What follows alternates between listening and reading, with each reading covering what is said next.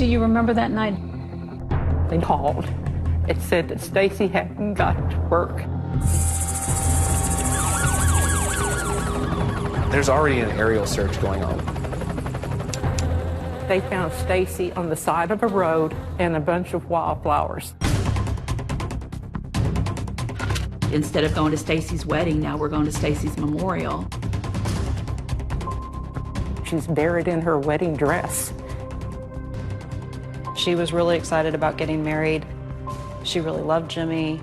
She told me that she wasn't very excited to get married because she was sleeping with a black guy named Rodney. Wow, you need to be careful with this. They found that Rodney Reed's DNA is identical to the DNA recovered from Stacy Stites' body. Am I being charged with something? If Rodney Reed did have a relationship with Stacy Stites, doesn't that complicate your case? He was a black male having sex with a white girl. I knew my son had been railroaded. I got to fight these people to save my son's life. Free Rodney Reed! Free Rodney Reed!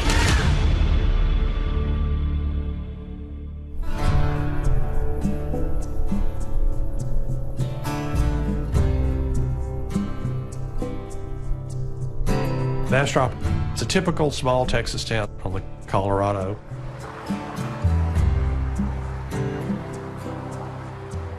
It's a town that represents a wide swath of what Texas is all about. Certainly the churches, football on Friday nights. All Bears, Bastrop led 76-9. That is not a typo, folks. I grew up here. My dad grew up here. My grandparents grew up here. Louisiana has a town named after the same guy that's called Bastrop, but we say Bastrop.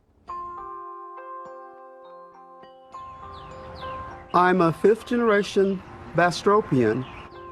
Bastrop is known as the home of the Lost Pines. It's an old town, and there's a lot of history.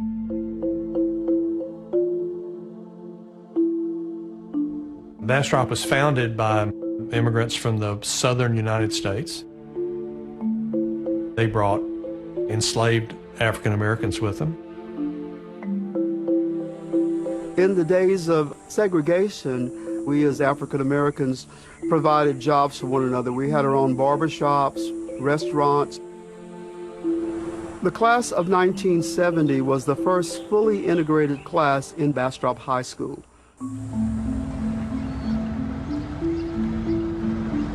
In the mid-90s, even at that period of time, the African Americans and the whites were, I think, separated in a lot of ways.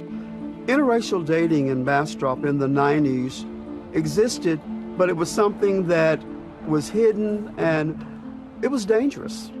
We've come a long way in some instances, but yet and still, justice is slow in Bastrop County for African Americans.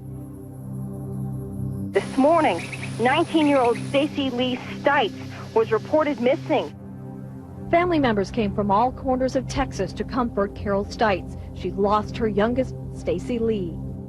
She had her plans, and now somebody's taken that away.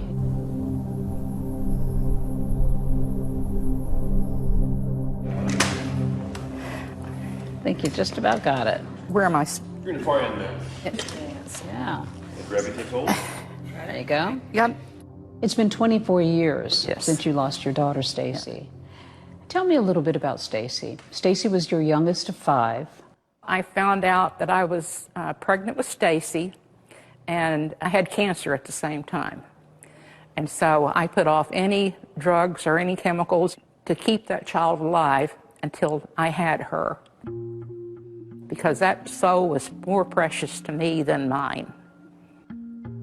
From the time she was able to move, she was up and at 'em.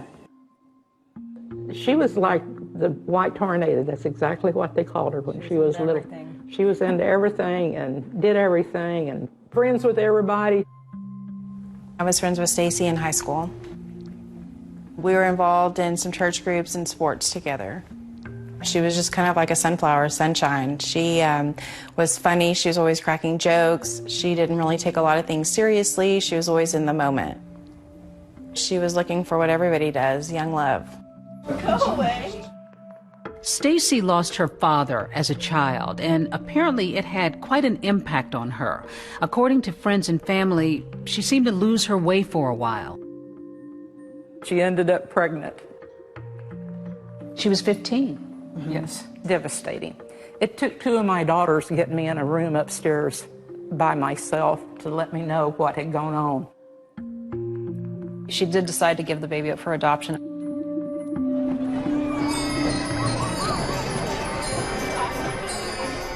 Every year, Smithville has their jamboree.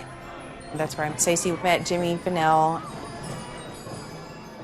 He was on duty at the festival, you know, security. And they got to talking, and they talked, and they talked, and they talked.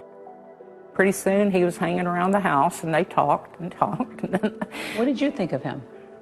I like Jimmy. He was raised in the church that I was raised in. He's had the same values that I was raised with. I thought he was heaven sent. This guy was here, and it was just about everything that I wanted in a son-in-law. She was more outgoing, he was a little more conservative, but I thought he was good for her. That's the picture of her and him. That was at his graduation when he became a policeman. Jimmy began working for the Giddings Police Department. Stacy was very excited about their relationship. Stacy moved in with Jimmy in his apartment upstairs, and Carol lived in the same building downstairs, catty corner to Stacy and Jimmy's apartment. They moved in together and they said, we're engaged, we're getting married. So that was just about, okay, at least you're getting married. You're not going to live in sin, as I would think of it. It was going to be a big wedding. She was so excited. She had planned every detail. Here's the thing for the Georgetown Church of Christ, the fees and the use of the church facilities. Yeah. She was wanting to make more money for her wedding. She went into HED's grocery company, and they gave her a job in the produce department. And so Stacy had to be at work early in the morning. She was working hard. Every 2 weeks when she got paid, she was making a payment on the wedding dress. There was excitement in the beginning, but I think as every day kind of ticked by, it was less and less. I know that it was definitely stressful for her just because she had to work and come home, and she was expected to do laundry, clean. For a 19-year-old, that's kind of a big transition. Does she share any concerns? She didn't share any concerns. That she was really excited about getting married. She really loved Jimmy. You were a little concerned, you were a little emotional before the wedding. Stress. And that you cried a couple of times. You thought that Jimmy wasn't quite as... I was the mother, and Stacy was my daughter, and I expected him to perform the way I wanted him to.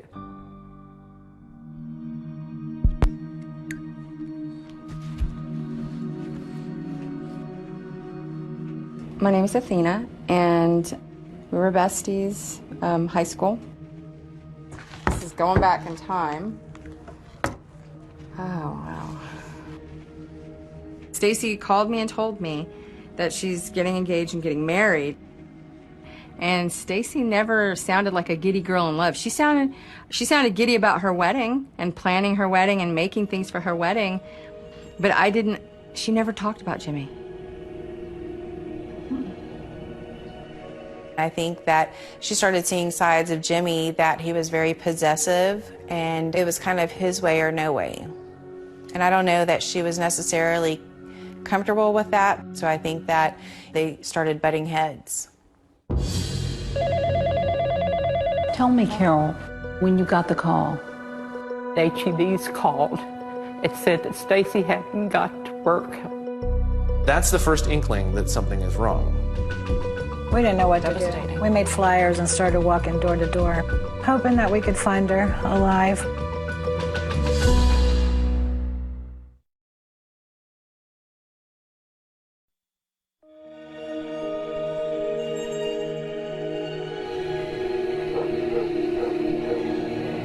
Tell me about that night before April 22nd.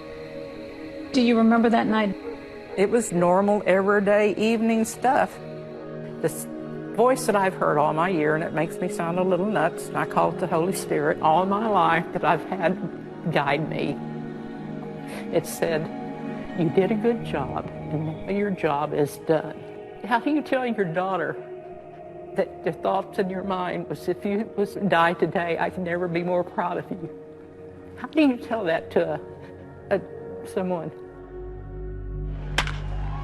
We know that Jimmy Fennell was at Little League practice from around 5 in the evening on April 22nd, 1996. At around 8 o'clock p.m., Carol saw Jimmy come home from Little League practice. Carol actually saw Jimmy and Stacy meet outside and have sort of an embrace outside her window. Of course, she lives downstairs. And she saw Stacy walking with Jimmy, laughing and joking as they went up the stairs to their apartment. The last words out of her mouth was, Mom, I love you. And I said, I know you do. The narrative that Jimmy provides is that the two of them are basically home for a good part of the evening, and they're sort of getting along great, and that then she goes to bed, he stays up and watches some TV. We knew from Jimmy, her fiance, Stacy Stites left her home at approximately 3 a.m. like she always did, to go to a 3:30 a.m. shift at the HEB to work in produce. She drove Jimmy's truck, as she often did. Her normal route to work was on Highway 21 through Bastrop. Andrew Cardenas is a co-worker of hers, and he's there in the parking lot waiting for Stacy to arrive. Stacy never does. And Stacy's not one to be late for work. And that's the first inkling that something is wrong. They found a red truck in Bastrop by the high school. At about 5:23 that morning, a patrol officer had come across it. He didn't know that it had any relevance to anything. He called it into dispatch just because it was at the high school. It didn't register as stolen. He was advised that the truck was owned by Fennell. He basically was able to look inside the truck. It was securely locked. The ignition was intact. There was nothing overtly wrong that he knew about, and so he just went on his way and continued his patrol. Then as darkness shifts to daybreak, that innocent-looking truck becomes a little more suspicious. Roughly an hour later, around about 6:45 in the morning, Carol Stites gets a phone call from the grocery store wondering where Stacy is. She hasn't shown up. Stacy was always on time. Did you suspect something was wrong immediately? No, I thought maybe his truck broke down or something. I immediately turned around and called Jimmy. I said, Jimmy, Stacy didn't make it to HEB's. And he says, okay, I'll be down in just a minute. He's getting dressed, he's tucking in his shirt. She notices that he looks like he's just woke up. She grabbed the keys, she handed them to Jimmy so that he could go look for Stacy. My name is David Board. I worked as a detective for the Bastrop Police Department at the time of Stacy Stites' disappearance. I received a call of a missing person. Stacy Stites had left Giddings, Texas, and was en route to work at HEB in Bastrop and never made it.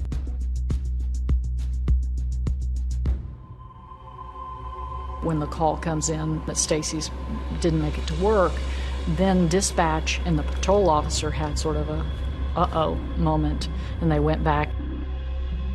Her pickup truck was at the Bastrop High School, so I responded there. I remember there was a belt. A part of a leather belt was located outside the truck. Now we've got a missing person, and we've got the car that she was supposedly driving that morning. So we're gonna put these together. They impound the truck. Once Jimmy Fennell, Stacy's fiance, unlocks that truck for investigators, they ask him to take a look and point out anything that seems unusual. Detective Ed Sommel of the Bastrop Police Department stated that Jimmy pointed out a piece of green-colored plastic. Jimmy stated that it was part of a glass that Stacy drank out of, and that it was not in the truck broken like that before. Jimmy then pointed out one of the tennis shoes that was lying on the passenger floorboard. Jimmy pointed out that one of Stacy's earrings was on the passenger side floorboard. There were body fluids in the floorboard of that truck. Didn't really know exactly what it was or what caused it, but it was unusual. There was evidence of a struggle at the truck. We suspected foul play. The police chief questions Jimmy and says that he's visibly shaken and very concerned, but not in a state of panic. Then Jimmy identifies that belt found outside the truck as Stacy's, and that's when he breaks down. Then he goes home to be with Stacy's mom, Carol, to wait. Since her truck was found, she was nowhere around. The Texas Ranger, Rocky Wardlow, was contacted. We went up in the helicopter, searched all over Bastrop. What was going through your mind, Crystal, all day? Hoping that we could find her alive, but still have dread.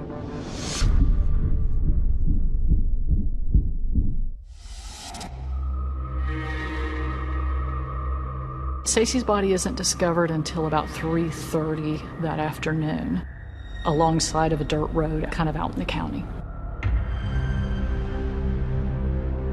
There was a fella who was out there for an appointment, and he had stopped to pick his wife wildflowers because it was the spring in Texas, and then he found her body. It had to be devastating. It was awful. It was awful. And then, as unbelievable as it may sound in this small town, just 2 weeks after Stacy's body is discovered, a second young woman is found dead in the woods. The citizens of Bastrop were believing they may have a serial killer on the loose.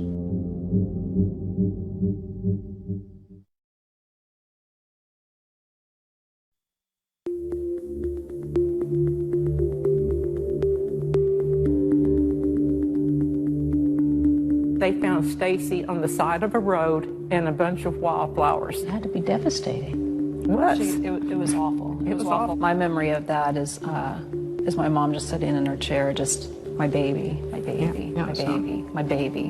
We had a bridal shower just a couple of days before she died. And all the bridal stuff was still sitting on my dining room table. How did you even process that? The pastor from the church is the one who told me, and my question to him was, how could God let this happen? Things happen. You know, this is the devil's world.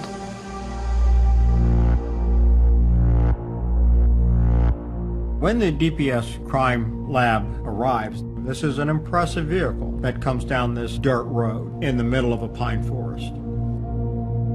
Exiting were photographers, serologists, physical evidence collection people. This was quite a unique crew to show up in this little sleepy county of Bastrop. Stacy's body is kind of almost 10 to 12 feet off of the road in the high grass. She's laying on her back, and in between her legs there's her name tag for the HEB.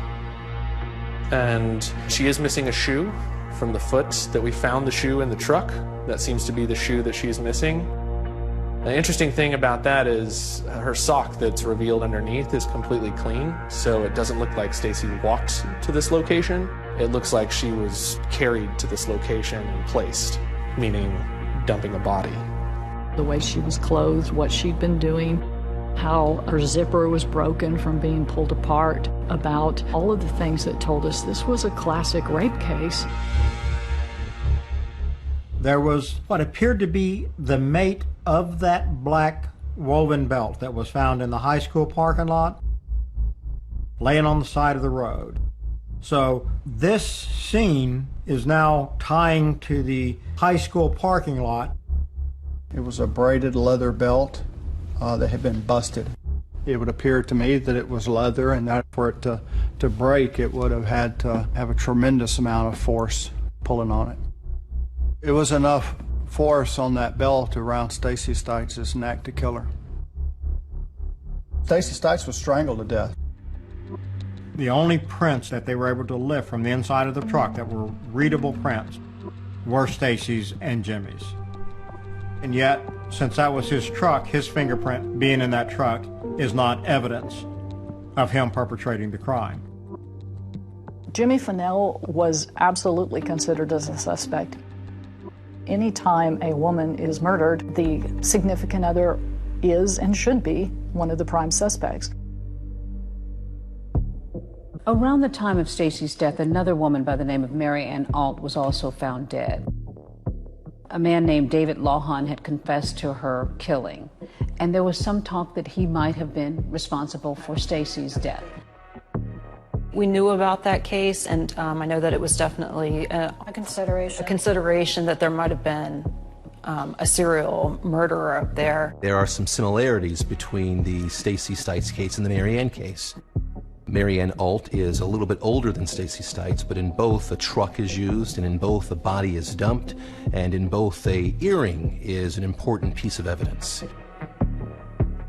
David Lawhon had bragged about killing Stacy, and so David Lawhon became a suspect in Stacy Stites' murder. However, David Lawhon was excluded pretty quickly because the DNA from Stacy's murder did not match. David Lawhon is convicted of that second murder, but still no arrests in Stacy's case, and her devastated family is mourning her loss. Stacy's funeral was there in Bastrop. It was standing room only. The police set up a camera, a secret camera, to provide surveillance of the ceremony that's taking place. They're trying to surreptitiously capture people's emotions, people's reactions. I remember walking around and thinking, did the person that killed Stacy, did they come to her funeral?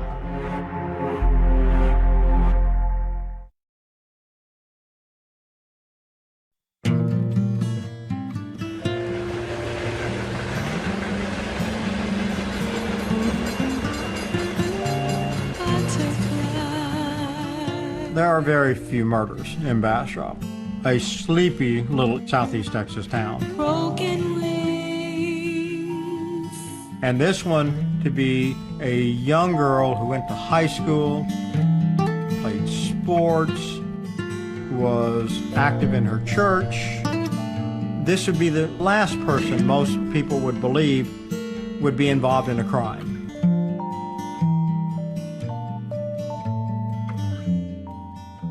There are 32 HEB employees from Austin helping out at this Bastrop store, a small favor they feel for fellow workers trying to cope with a traumatic experience.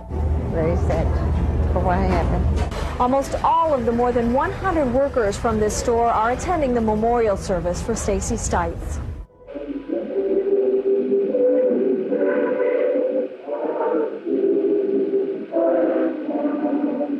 At the church, at the funeral, the police placed 2 camcorders in strategic locations. The camcorder that is placed in a box with a hole cut in the box, it's placed like that so that you can't tell that it's a video recording device. 4 days after this crime, they don't have any direct leads on anybody. And so they're looking for anything that seems out of the ordinary, anything that looks like it might point to a suspect.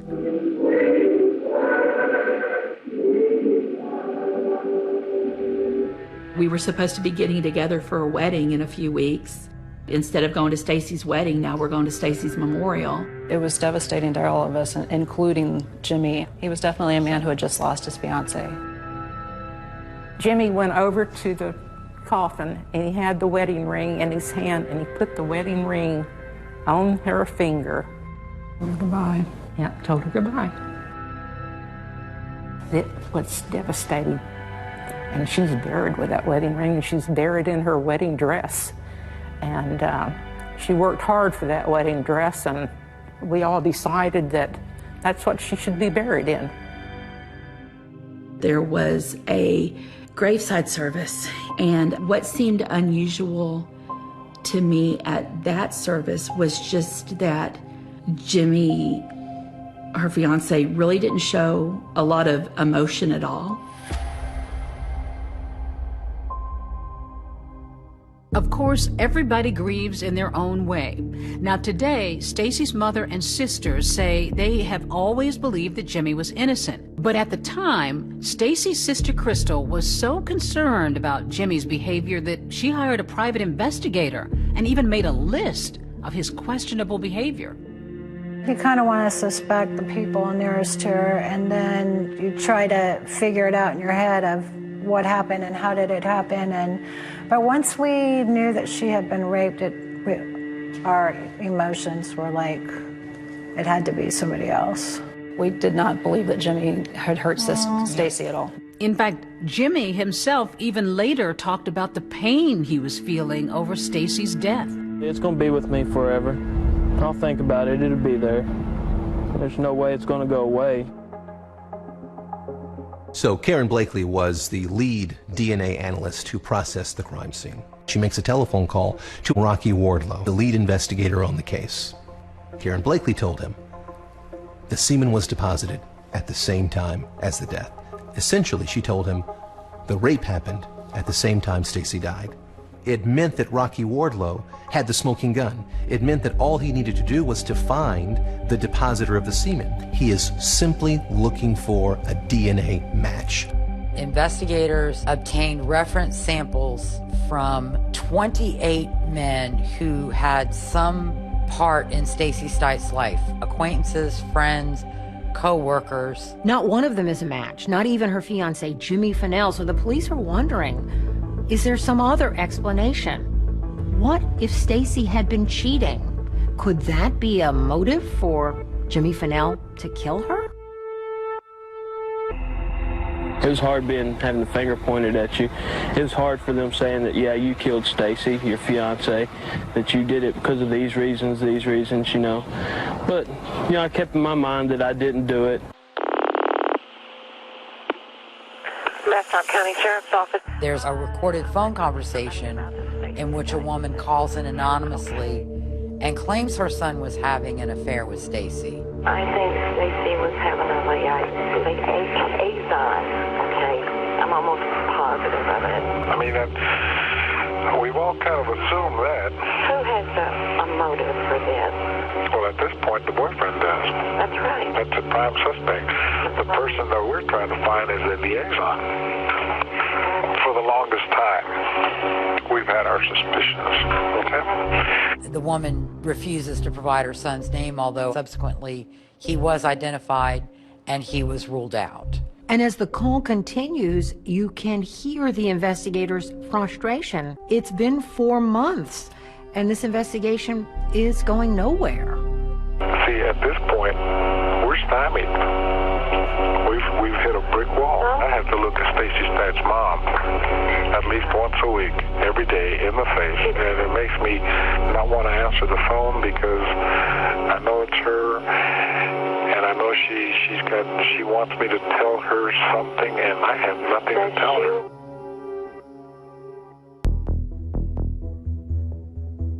We can see that Rocky Wardlow continues to look at Jimmy Fennell through 1996 as his investigation continues to go on. We can see that because he gives him a polygraph test.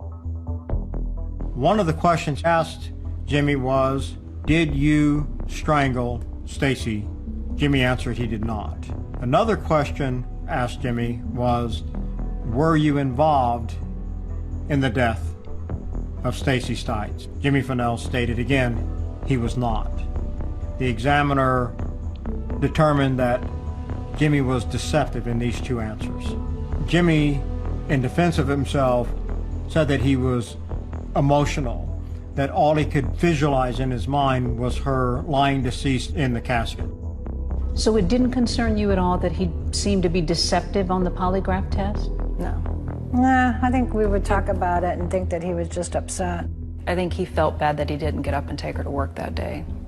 And then you feel like if I had been there, this wouldn't have happened. Right.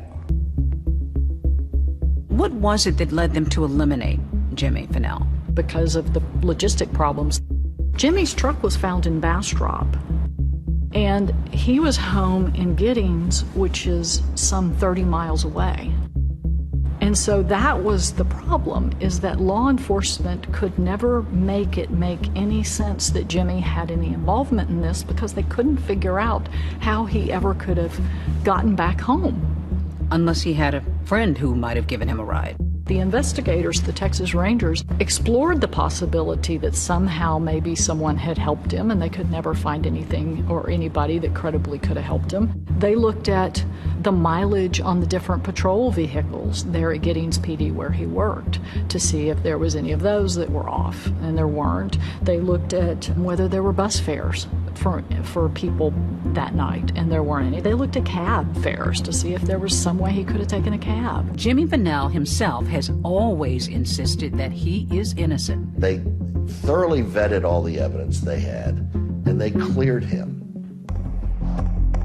It was only after they matched the DNA to somebody that they dropped Jimmy as a suspect. Another woman is violently attacked, and this woman lives. And her case is about to change everything. I'm one of the investigators on the Stacy Stites murder. Do you even know who she is?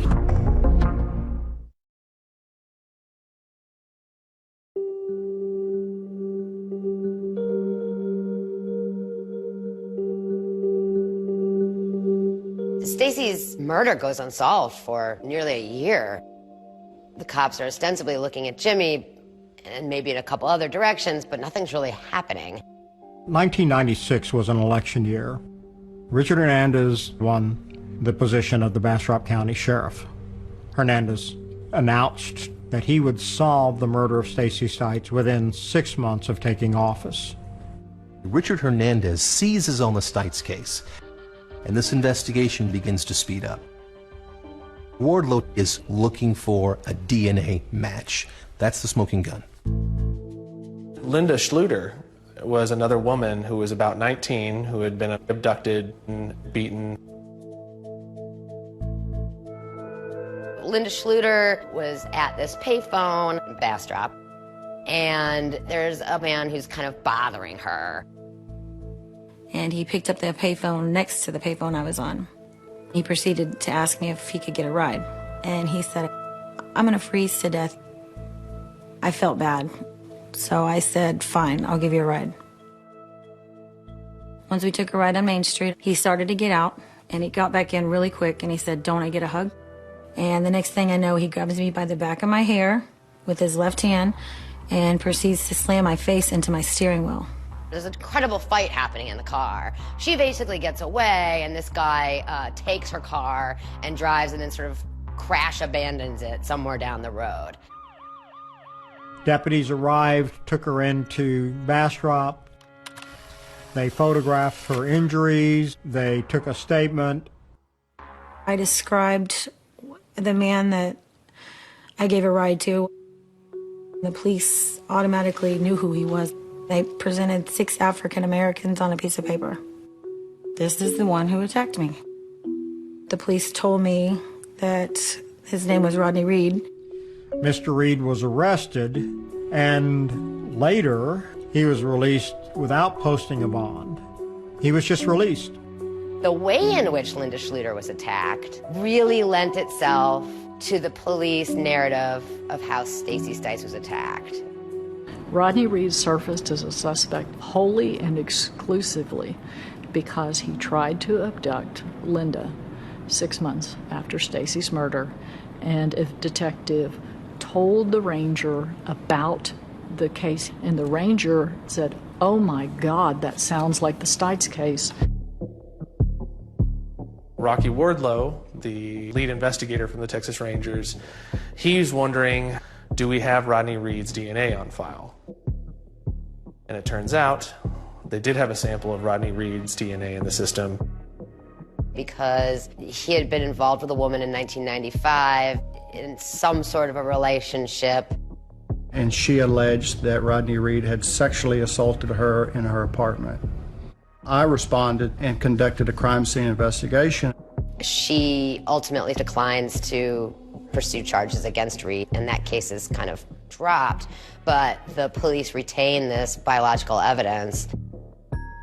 Texas Ranger Rocky Wardlow, he requested that the serologist take the DNA off a washcloth and various other items collected in October 1995 and compare it to the DNA collected off Stacy Stites' body. It was a match. They found that Rodney Reed's DNA is identical to the DNA evidence recovered from Stacy's body.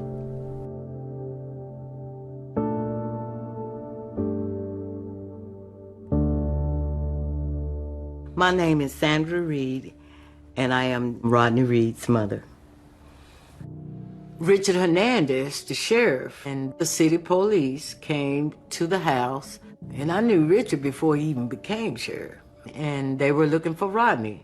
Rodney was not there. So I said, Richard, what is this for? Well, me, I'm thinking it's drugs. Well, look, Richard, I said, now, people know Rodney don't sell drugs. He's not a drug dealer. He said, I know, Sandra. He said, but that's what they got. So, sure enough, Rodney came home. And I said, well, buddy, and get you some warm clothes, because I'm taking you to jail. So they basically get Rodney into the police station on a drug-related charge. But it all seems pretty much kind of a ruse in order to ask him about Stacy. I don't sell no drugs. So what are we talking about? Well, let me read you your rights and stuff first, Rodney, and then we'll get off into that.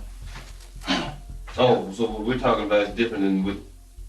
Yeah, that drug case, I just want to kind of push it off to the sides. Of course, you know that I'm one of the investigators on the Stacy Stites murder. You're one of the many, many people that we have talked to regarding this case. Talking with you was really nothing unusual. What I want to know from you is if you know this girl, and if you do, when did you meet her? Have you ever met her? Or do you even know who she is? No, I do not. I don't know what Stacy Stites. I've seen that stuff on the news and stuff like that, but I don't know that person.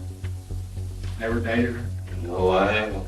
What I would like to get from you, if you don't mind, is a written statement stating that I don't know the Stacy Stites. Do you have a problem with that? No, I don't. And along with the statement, what I'd like to do is, if it's okay with you, is to get a sample of your blood, get some saliva samples and some tear samples, so that we can compare that with some of the stuff that we already have. I don't mind doing things, but I'd like to have a lawyer, an attorney, to back me up on what I'm doing, Well, I understand. That's perfectly all right. Okay. No, David. Yeah. All this stuff here, am I being charged with something? We'll visit with you later about it.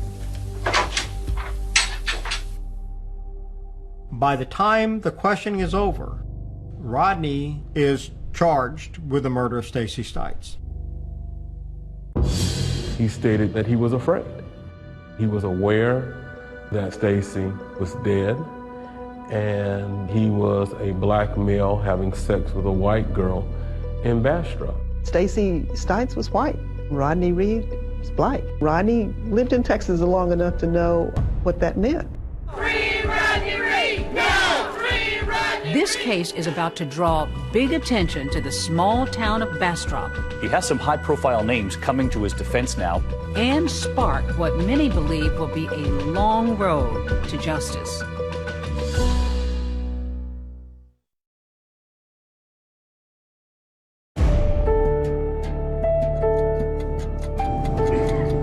You're sitting here with me and the clock is ticking.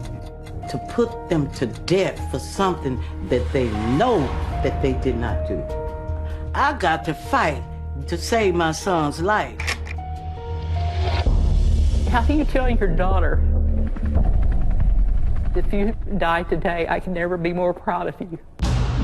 We know for sure, 100% positive, that Rodney Reed murdered my sister. We did not believe that Jimmy, her fiance, had hurt Stacy at all. They cleared him. An insurance lady provided an affidavit saying that Jimmy Fennell says, if you ever cheat on me, I will kill you and no one will ever know about it. What did the state completely get wrong as far as you're concerned about her death? Everything.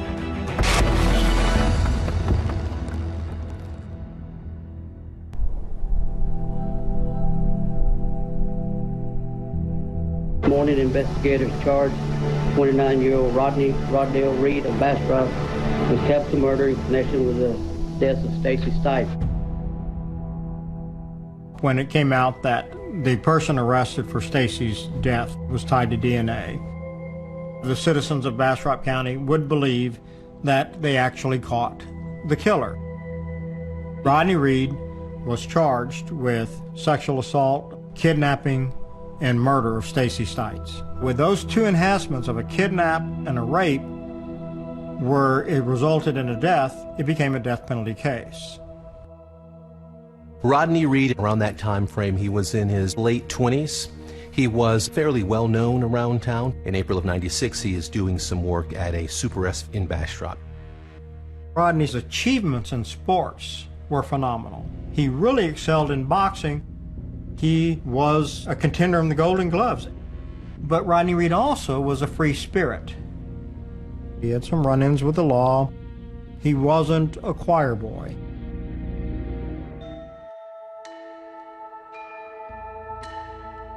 He had told me, Mama, I'm dating a girl and she's engaged to a cop. And I had warned him, Rodney, you have too many irons in the fire and you're gonna get burned. He said that they had a relationship, consensual relationship. There has never been any evidence whatsoever that there was any type of relationship. There's no notes, there's no letters, no phone records. My son was arrested for the murder of Stacy Stites. I knew it was a lie instantly. I'm hurt to the core. And at the same time, I got to fight these people to save my son's life. I found a lawyer by the name of Jimmy Brown. He was a good lawyer. I went out to meet Rodney.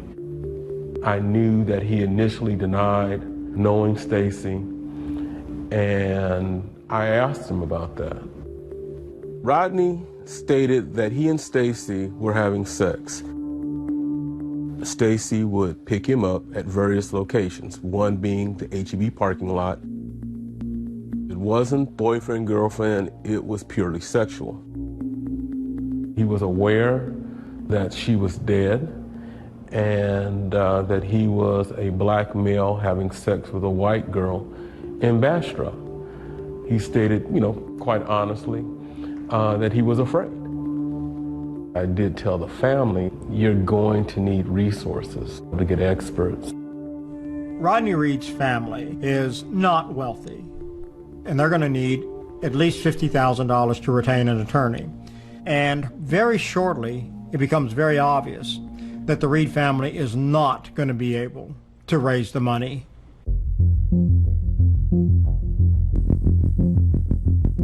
At that time, in January of 1998, the court appointed Calvin Garvey and Lydia Clay Jackson to represent Rodney Reed. The state had almost 2 years to investigate the case. We only had 2 months to prepare. We had numerous motions for continuance. The ruling was generally, I'll give you more funds, but never any more time. The trial of State of Texas versus Rodney Rodell Reed. It started May 4th, 1998. This is arguably the largest case that Bastrop had ever seen. Now, this trial has been front page news here in Bastrop, and a lot of the townspeople we discovered have already formed their own conclusions. At that time, a capital murder case in a small town like Bastrop was unusual. There was also the racial component to it. a African-American defendant, a white victim, and that raised the tension around that case in Bastrop. I have 6 sons. Rodney is my 4th son. I have faith in God. This was too wrong. I have a God, and I'm believing in him, and I will hold on to my faith with God that he will bring my son home. I turned it over to God because it all works out in the end, and God's still in control. She had hopes and dreams, and he took that all away. In the opening statements, the prosecution made it clear that the DNA was really the heart of their case. The prosecution called the DNA Cinderella's slipper, and it only fits one person. This is DNA that was found inside of Stacey Stites that matches Rodney Reed. The defense told the jury that they were going to provide evidence that Rodney Reed and Stacey Stites had a relationship, and that would explain the DNA. In front of an all-white jury, prosecutor Lisa Tanner began her opening arguments and laid out the narrative that the prosecution would go with the entire trial. That morning, Stacey Stites got up at 3 or so. She left her apartment to go to a 3:30 a.m. shift at the HEB. Her normal route to work was on Highway 21 through Bastrop, where she would go through the railroad tracks going into Bastrop. And Rodney Reed either jumped in her truck or talked his way into her truck, much like what he did with Linda. We believe from there that Rodney Reed raped her and strangled her, and then dumped her body on the road, and then put her truck less than 6/10 of a mile from his home and walked home. Jimmy Fennell testified in the trial. He gave the timetable and the timeline of where they were, how much he loved his fiancée, and that he didn't kill her. The state's key witnesses were Megan Clement and Dr. Bayardo. These individuals painted a damning picture for Mr. Reed. Dr. Bayardo took the stand and he opined on Stacey's time of death. And this time of death that he put was 3:30 in the morning. And this was devastating to Rodney's team because it put Stacey in Bastrop at the time of her death. It set the foundation for the fatal blow to be delivered. Their most powerful witness in the name of Megan Clements. Megan Clement was a serologist who tested vaginal samples from Stacey, and she connected them with the DNA with Rodney Reed. What I was really waiting for was the testimony about this affair that they contended was happening between Rodney and Stacey. They had one witness who said someone matching Stacey's description came to Reed's house, but she got Stacey's name wrong. Other witnesses that we talked with, in large part, feared there would be retribution should they testify on Rodney's behalf. I knew we were in trouble. Prosecutors are about to deal a devastating blow as they pile on evidence that will cripple Reed's case and his overwhelmed defense team. It is a free-for-all. Rodney's defense attorneys were scrambling to try to get their ducks in a row.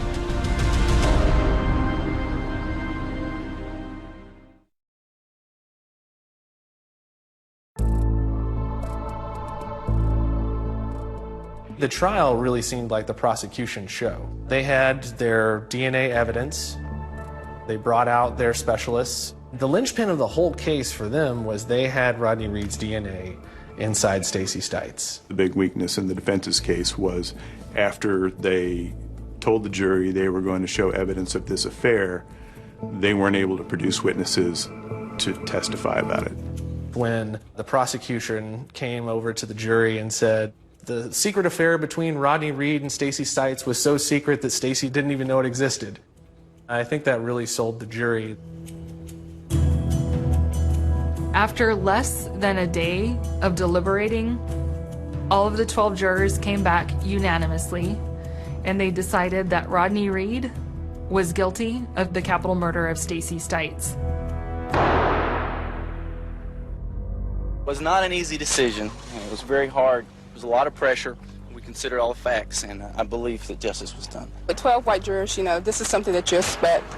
Just like I said before, I had built myself up already for this verdict that they were going to give. Since the jurors had found Rodney Reed guilty, now they have to determine what his punishment is for the crime of capital murder. And there's essentially a second trial. This second trial is to determine whether or not he is to be sentenced to death or spend his life in prison.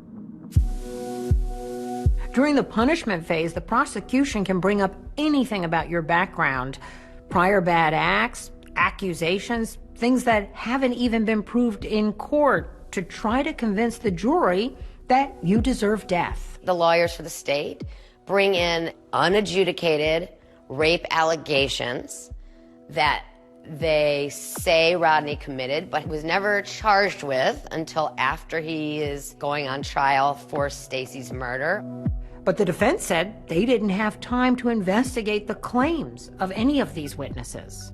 Among the witnesses who testified was Vivian Harbottle, who was raped 6 months before Stacey's murder in October of 1995 along the railroad tracks in the area. It was dark and I'd been drinking, and when the police wanted to show me a lineup, I said no because I couldn't identify this person and I didn't want to pick the wrong person. I think it was like 6 months to a year until they called me in to say that they had matched the DNA to Rodney Reed. I had no idea who Rodney Reed was. One of the other witnesses at the punishment phase was a young woman by the name of Angela Hamby. Angela Hamby was a 12-year-old girl that lived in Bastrop. Sometime in '89, in the first week of September '89, she was raped. That case went unsolved for years until the advancement of DNA, and the DNA that was collected from Angela Hamby was cross-referenced with Rodney Reed's DNA, and it was a match. You also have the Linda Schluter case, where the states decided that all of these additional cases were committed by Rodney to bolster the notion that he had murdered and raped Stites. When you have witness after witness after witness coming and saying, the man who's seated next to you did these terrible things, taking a toll out of your client who's told you that no, he did not do that. Convicted murderer Rodney Reed is on death row in Huntsville. A judge formally sentenced him today for the murder of 19-year-old Stacey Stites. It's devastating news for one family. They got to cap the murder out of the deal, and that's what they wanted. That's true. News of justice and relief for another. I'm really glad that justice was served and that the system really does work. When he was sentenced to death, Deborah, did you have any doubt about whether this was the right person? We haven't had any doubt at all. No. We know for sure that 100% positive that Rodney Reed murdered my sister. I knew my son had been railroaded. For someone to put them to death for something that they know that they did not do.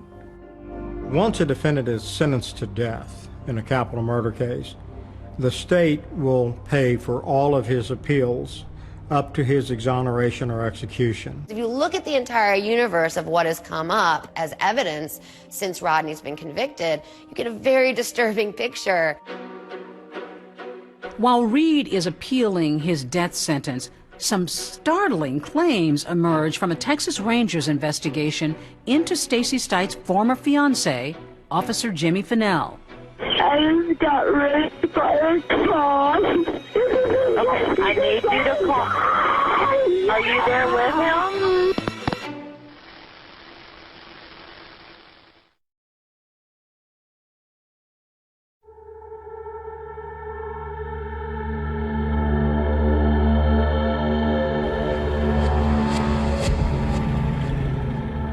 Rodney Reed has spent all this time on death row fighting for his life. But what's going on with Jimmy Finnell? Well, he's moved on to another police department up in Georgetown. It's north of Austin. In 2007, about 10 years after Stacey Stites' murder, it appears that her former fiancé, Officer Jimmy Finnell, is under investigation by the Texas Rangers after a pretty disturbing incident. My name is Connie Lear, and Jimmy Finnell was the police officer who had taken me and raped me. October of 2007, Connie Lear is with her boyfriend at an apartment complex. So they've been drinking. They get into this sort of disagreement. There were some neighbors, and they call the cops.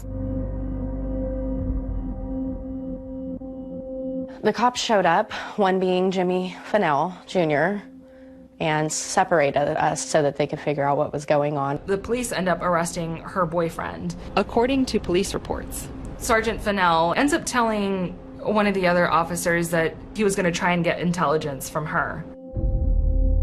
The only one that was still there was Finnell. We were alone. And that's when I was asking, please take me to my boyfriend. So he took me over to the patrol car, and he put me in the front seat. So we started driving. I started to realize that something was wrong when we pulled into a secluded park. And he came around to my side and told me to get out. And so I got out, and he took out his weapon, and he laid it in front of me. And then he slammed me up against the back of his patrol car. And then he jerked my pants down. And he raped me. And I didn't fight back because I was scared. And when he was done, he put me back in the patrol car, drove me back to the apartment complex, and he handed me a business card and told me that we were going to do it again the next day. Connie ends up going to one of her neighbors and calls 911. 911, what's the address for your emergency? I can't. Save me. Okay, what agency was the cop with? Was it Georgetown or? It was Williamson County, Georgetown, Texas. I don't want to come back here. Okay, we're gonna send somebody out to help you. Okay? Why will he drop me off? It's gonna be a different officer to come talk. I want an ambulance for the red kid. Can you stay on the phone with me? Okay, I'm on the phone with you. I'm not gonna hang up, okay? Only a couple of minutes went by, and I noticed spotlights. I saw the patrol cars pulling in with no ambulance. And the closer they got, I realized that the first police officer in line was Jimmy Finnell. Okay, Connie. I saw him. He got out of his car. Now, please help me. Okay, Connie, listen to me. I have his car scrunched up in my head. Ma'am, this is the same cop that Okay, do you see the ambulance? It's not an ambulance. Okay, Connie, is there a female officer there with you? He says there's an EM officer around the corner where Jimmy Finnell is. Jimmy Finnell.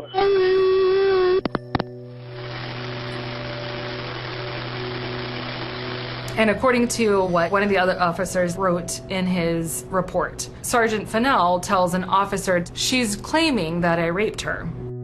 Connie says she was then placed in a police car and then forced to take back her claim that Finnell raped her. And I looked into the patrol camera, and I said I made the whole incident up. And after I was done, he said, okay, well, you're under arrest for public intoxication. Put your hands behind your back.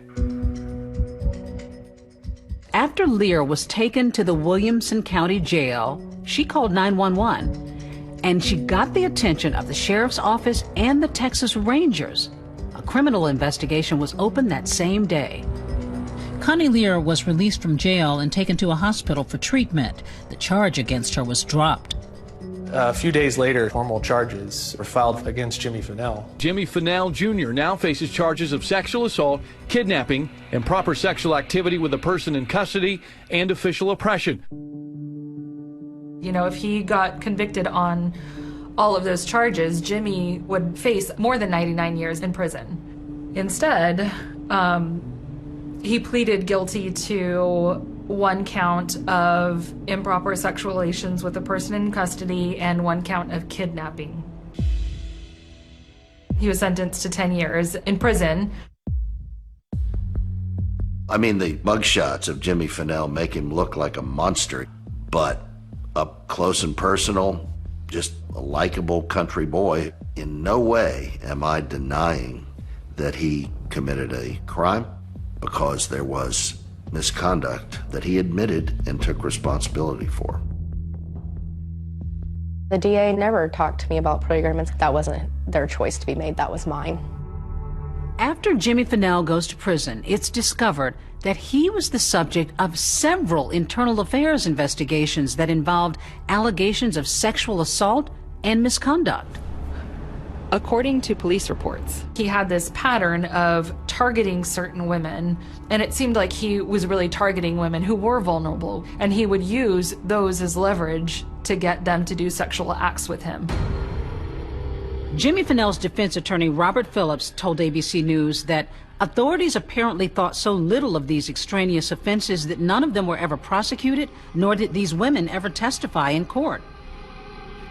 In Jimmy Fennell's case, he found the Lord after 10 years of hard time in a Texas prison, and he's trying to put the pieces together to create a new world for himself. Jimmy was never going to be police officer of the decade. This is a person that is supposed to protect you. There's no 10-year sentence that frees me of the things that he did to me. While Jimmy Fennell has done his time and is out on a new path as a free man, Rodney Reed is still on death row. Rodney Reed's death sentence is not the end of the story. It's actually the start of a new chapter when attorneys from the Innocence Project step in to unearth a new witness. She told me she was sleeping with a black guy, and I remember being completely shocked. She and I both, proceeded to say, like, wow, you need to be careful with this.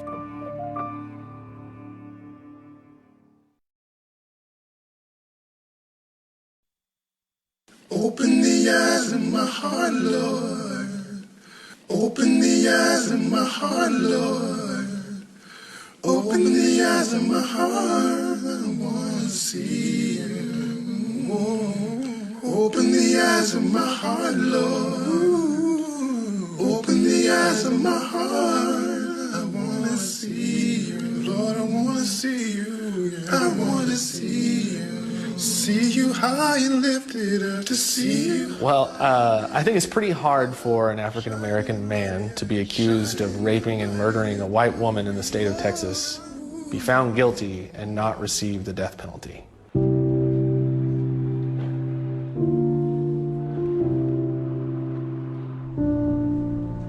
We have an expression among our colleagues in, the innocence movement. It doesn't take a village, it takes an army. How could you not be affected by a person on death row that you think the evidence shows by clear and convincing proof is innocent, right?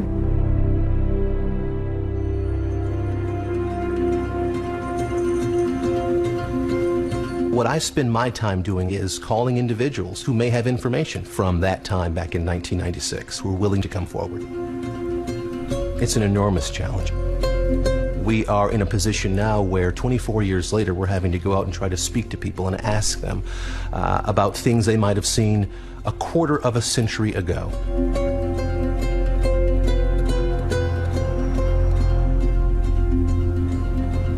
What I see when I am in Bastrop is a community that has progressed from that time back in 1996. I think the idea of an interracial relationship was something that was frowned upon in that community.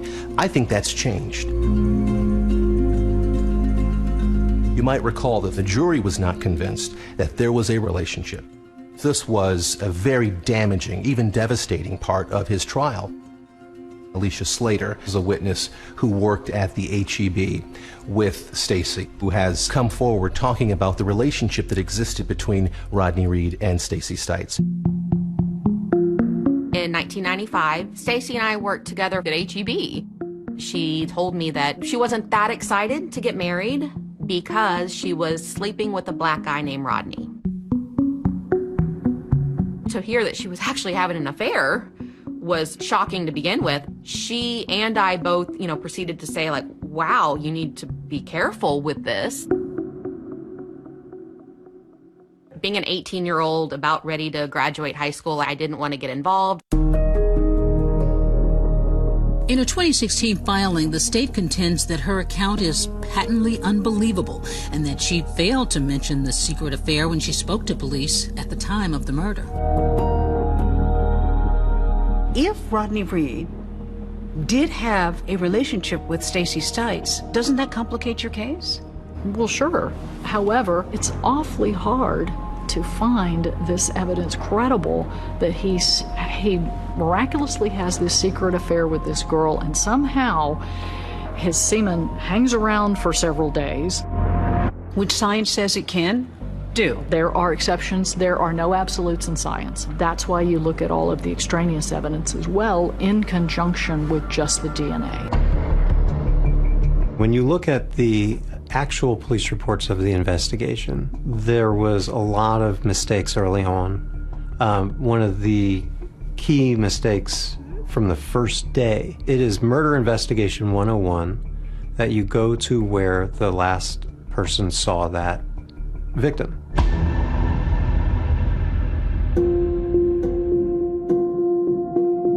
Why wouldn't they search Jimmy's apartment? I wish law enforcement would have searched the apartment. I'm not going to lie to you and tell you that, it was okay. But I will tell you this, I've been doing this a long time, and never once have I ever had a case where I didn't at some point say, gosh, I wish law enforcement would have done whatever it is, X. They were looking at Jimmy, but yet they turned his truck back over to him within a week. After they had fully processed it. But if they're looking at him as a suspect, why would they turn his truck back over to him? Well, why wouldn't they? Forensically speaking, they did everything that was available to examine the truck forensically at the time. And so it wouldn't have made any sense for them to keep it. He needed wheels. One of the challenges that I've had specifically working on this case is getting witnesses to come forward. The problem has been they're fearful. But we have 9 new witnesses in this most recent appeal. One of those witnesses is an insurance lady. She's trying to encourage Stacy Stites to purchase some insurance on her life. And Stacy sort of laughs and says, gosh, I'm so young.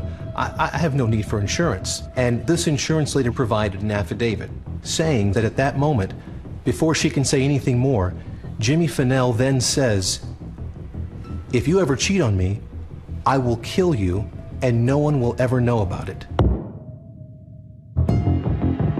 One of the witnesses who has come forward is a gentleman named Charles Wayne Fletcher, the former member of the Bastrop County Sheriff's Office. In an affidavit, Fletcher recalls Jimmy Fennell saying, I believe she is sleeping with a black man.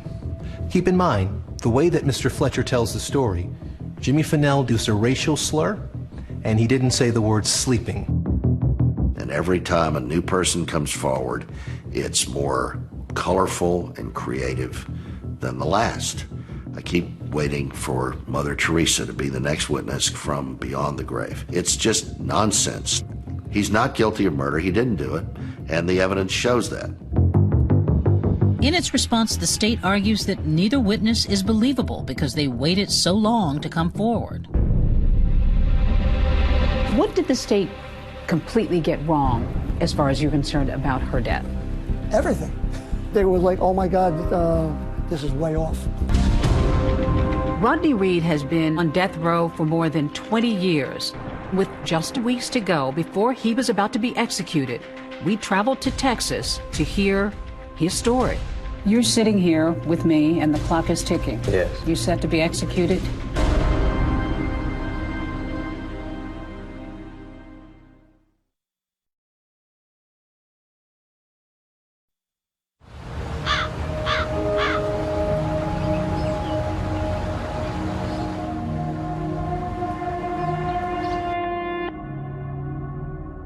Bryce Benjet and this whole team of lawyers have been working on this case and struggling so hard for so many years. So one day I get a call from Detective Sergeant Gannon, and he had been looking at this independently. And he says, I found something new, and you guys got to hear about it. This homicide detective pointed out what he thought was obvious. That was a big deal. Detective Gannon. So Detective Sergeant Gannon. Nice to see you. You're former NYPD. Well, it's homicide, right? Yeah. The state's case essentially was that she was intercepted on her way to work, that she was raped, and that she was strangled. What did the state completely get wrong as far as you're concerned about her death? Everything. It was like, oh my God, this is way off. What was way off? Time of death was way off. It was hours earlier. I give a lot of credit to Kevin Gannon because he did point to the key scientific evidence that really showed that they were all wrong. And then when we take this to the actual medical examiner who testified, he gives us a sworn statement that said nobody should have relied on what I said. Here's what the medical examiner wrote. My estimate of time of death was only an estimate and should not have been used at trial as an accurate statement of when Miss Stites died.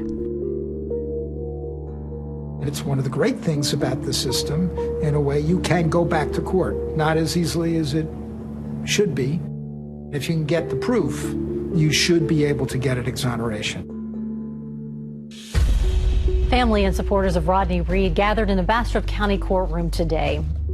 Rodney Reed's defense attorneys are trying to include forensic evidence from that 1996 murder that they say will prove his innocence. Michael Baden, B-A-D-E-N. Dr. Baden has weighed in on some of the biggest cases, from O.J. Simpson to George Floyd. Reed's defense team brings him in to talk about the timing of Stacy's death using the science of lividity. The lividity is because of the settling of the red blood cells in down position. After about 4, 5, 6 hours, the lividity stays, and that's called fixed lividity. In this instance, there was fixed lividity in the front of her body. Not on her back, as her body was discovered. That means that Stacy Stites was dead in a different position 4 or more hours prior to the time of that 3 to 5 a.m. window in order to get that way. All that shows that this homicide occurred hours before 3 a.m. at a time that she was just with Jimmy. Now, he mentioned that there was other factors.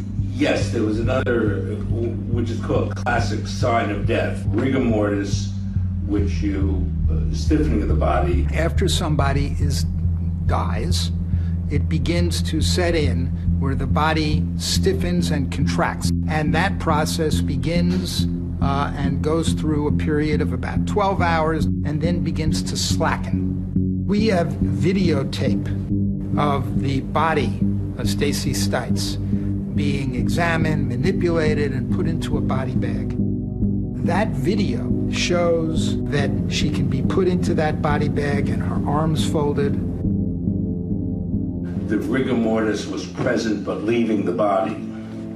So this would put it about 20 hours, something like that, of death, where the rigor has come, stayed, and then started going away. And that is very powerful scientific evidence that, again, the time of death is way before that 3 a.m. to 5 a.m. window of the prosecution's case.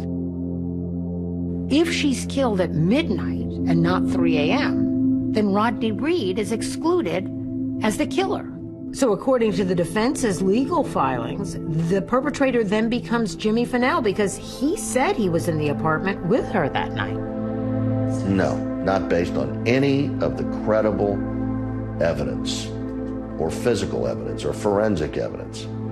It's a concoction of creative, brilliant lawyers trying to save a condemned man. And the state argues that none of these methods establishing the time of death are totally reliable or have pinpoint accuracy, and Dr. Baden agrees. I agree with that, yes.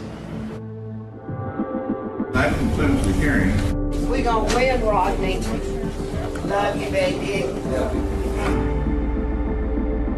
The judge says the new evidence is not compelling enough for a retrial. The judge said he rejected Bodden's testimony because it would not necessarily have changed the opinion of the jury, and that other evidence of Reed's guilt was strong. The court went on to say that Dr. Bodden never examined the body and that he based his opinion on crime scene reports, videos, and photos. In the meantime, another court has set an execution date for Rodney Reed. A state judge granted prosecutors' request to set Reed's execution for November 20th. At this point, there is outrage all over the country about this execution. The national media has gotten involved. And in the middle of this outcry, I traveled to Texas and sit down with Reed on death row. You're sitting here with me and the clock is ticking. Yes. You set to be executed? I hope not, but yes, I am holding on. Not just for myself, but for my family. The jury believed that you killed Stacy Stites. Did you rape Stacy Stites? No, I didn't. Did you kill Stacy No, Stites? I absolutely did not. How would you describe your relationship with her? Were you in love with her? I couldn't say that I was in love with her. We were both in relationships. I was seeing someone else. She was seeing someone else. So it was a casual, sexual relationship? Yes, that's all. If I wouldn't have known her, if I wouldn't have been associated with her, I wouldn't be in this situation. But this is the situation that was handed to me. I have to accept that I'm here now for something that I didn't do. Earlier this week, attorneys for Reed sent a new letter to the governor to ask for a delay in the execution. What's on the line is pretty much everything. We had unprecedented support from really all over the world. Kim Kardashian West asked Rodney, is there anything that I can do to be helpful to this case? Something's off here. Something needs to be done. Free Rodney Reed! Free Rodney Reed! Free Rodney Reed!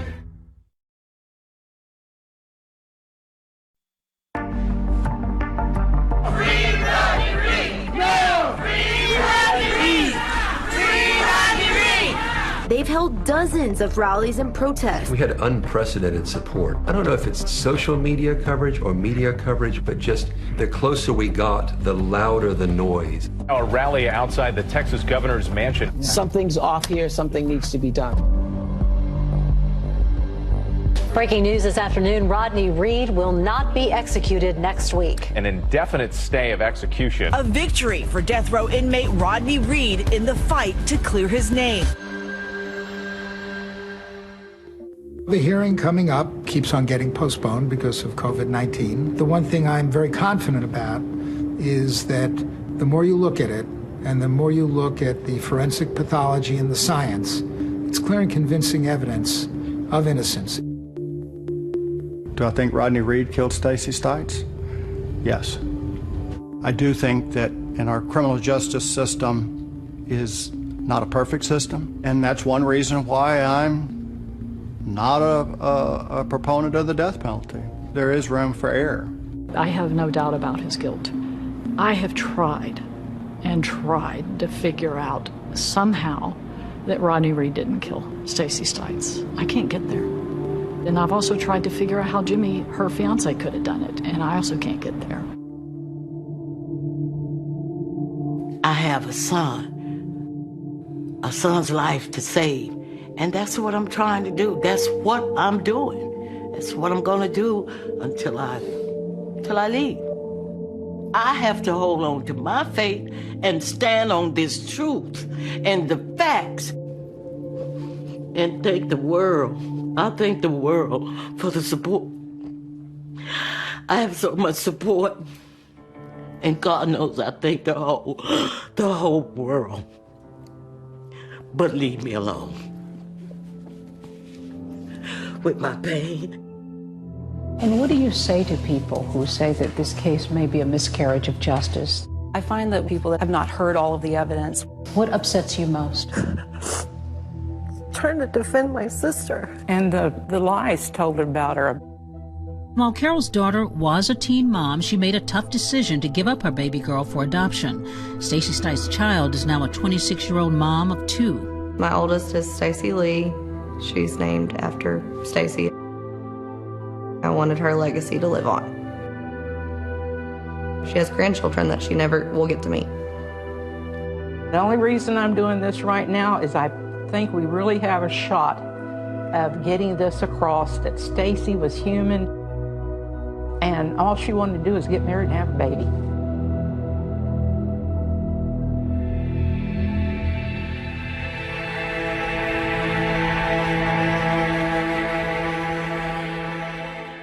His hard work and even. Gifted him a tamale. To his employer and clients, Carlo was known as a polite, professional, and dedicated family man who spoke often of his young daughter. He had no criminal record in either the United States or Mexico, presenting an image of quiet respectability. However, a deep digital forensic analysis of Carlo's cellular device revealed a starkly different reality. Behind the mask of the courteous painter lay a secretive and troubling double life. His search history was filled with inquiries for specific adult content involving older women, as well as searches for local escort services. Most disturbingly, investigators discovered numerous self-recorded videos of sexual encounters with various women detailing a highly compartmentalized existence driven by hidden compulsions. The gentle, polite craftsman by day became a predatory individual by night, fueled by alcohol and uninhibited desires. Equipped with the geofence data and a psychological profile of their suspect, investigators initiated surveillance on Carlo. They followed him to a local restaurant where he dined with his wife. After he departed, detectives collected a discarded plastic bottle he had used, allowing the crime laboratory to extract his genetic profile. The result was a definitive match to a bloody handprint, discovered on a pillow inside Nancy's cottage, a pillow investigators believed had been used as a weapon during the assault. Carlo was brought to the North Station in Templeton for questioning. The interrogation, conducted by Detective Clinton Cole and his partner, was a study in patience and tactical pressure. Investigators began by establishing his familiarity with the property, letting him confirm his knowledge of the layout of Paradise Ranch. When confronted with the reality of the genetic evidence, Carlo's demeanor shifted visibly. Recognizing that his deception had failed, he began to weep and confess to the crime, though he initially attempted to minimize his actions by claiming it was an accidental vehicular collision. He claimed he had returned to the ranch to retrieve a ladder accidentally struck Nancy with his vehicle and brought her inside to assist her. As the questioning progressed, the implausibility of the accident story collapsed under the weight of the physical evidence, and Carlo admitted to the assault and rape. However, the most critical question remained: the location of Nancy's remains. Carlo offered to lead the detectives to the site. The journey took investigators an hour east of Paso Robles, deep into the remote and arid terrain of the Carrizo Plain. In this vast, empty landscape, finding a hidden location was exceptionally difficult. After several incorrect stops, Carlo pointed toward a small, unnatural mound of rocks. There, investigators discovered Nancy's remains, bringing a somber end to the search and a measure of closure to her daughter Amanda. In the legal proceedings that followed, the defense attempted to suppress the Confession, arguing that Carlo's rights had been compromised due to language barriers. However, the prosecution successfully demonstrated that he was fluent in English, and the motion was denied. Facing the prospect of a public trial and overwhelming evidence, Carlo entered a slow plea, allowing the judge to review the evidence and find him guilty of first-degree murder with special circumstances. He was sentenced to life in prison without the possibility of parole. While Amanda and her family continue to mourn the loss of Nancy, they carry on her legacy of kindness and resilience, finding comfort in their shared memories and the quiet strength she instilled in them. From the golden, oak-studded hills of California, we turn our attention to the snow-covered valleys of Summit County, Utah.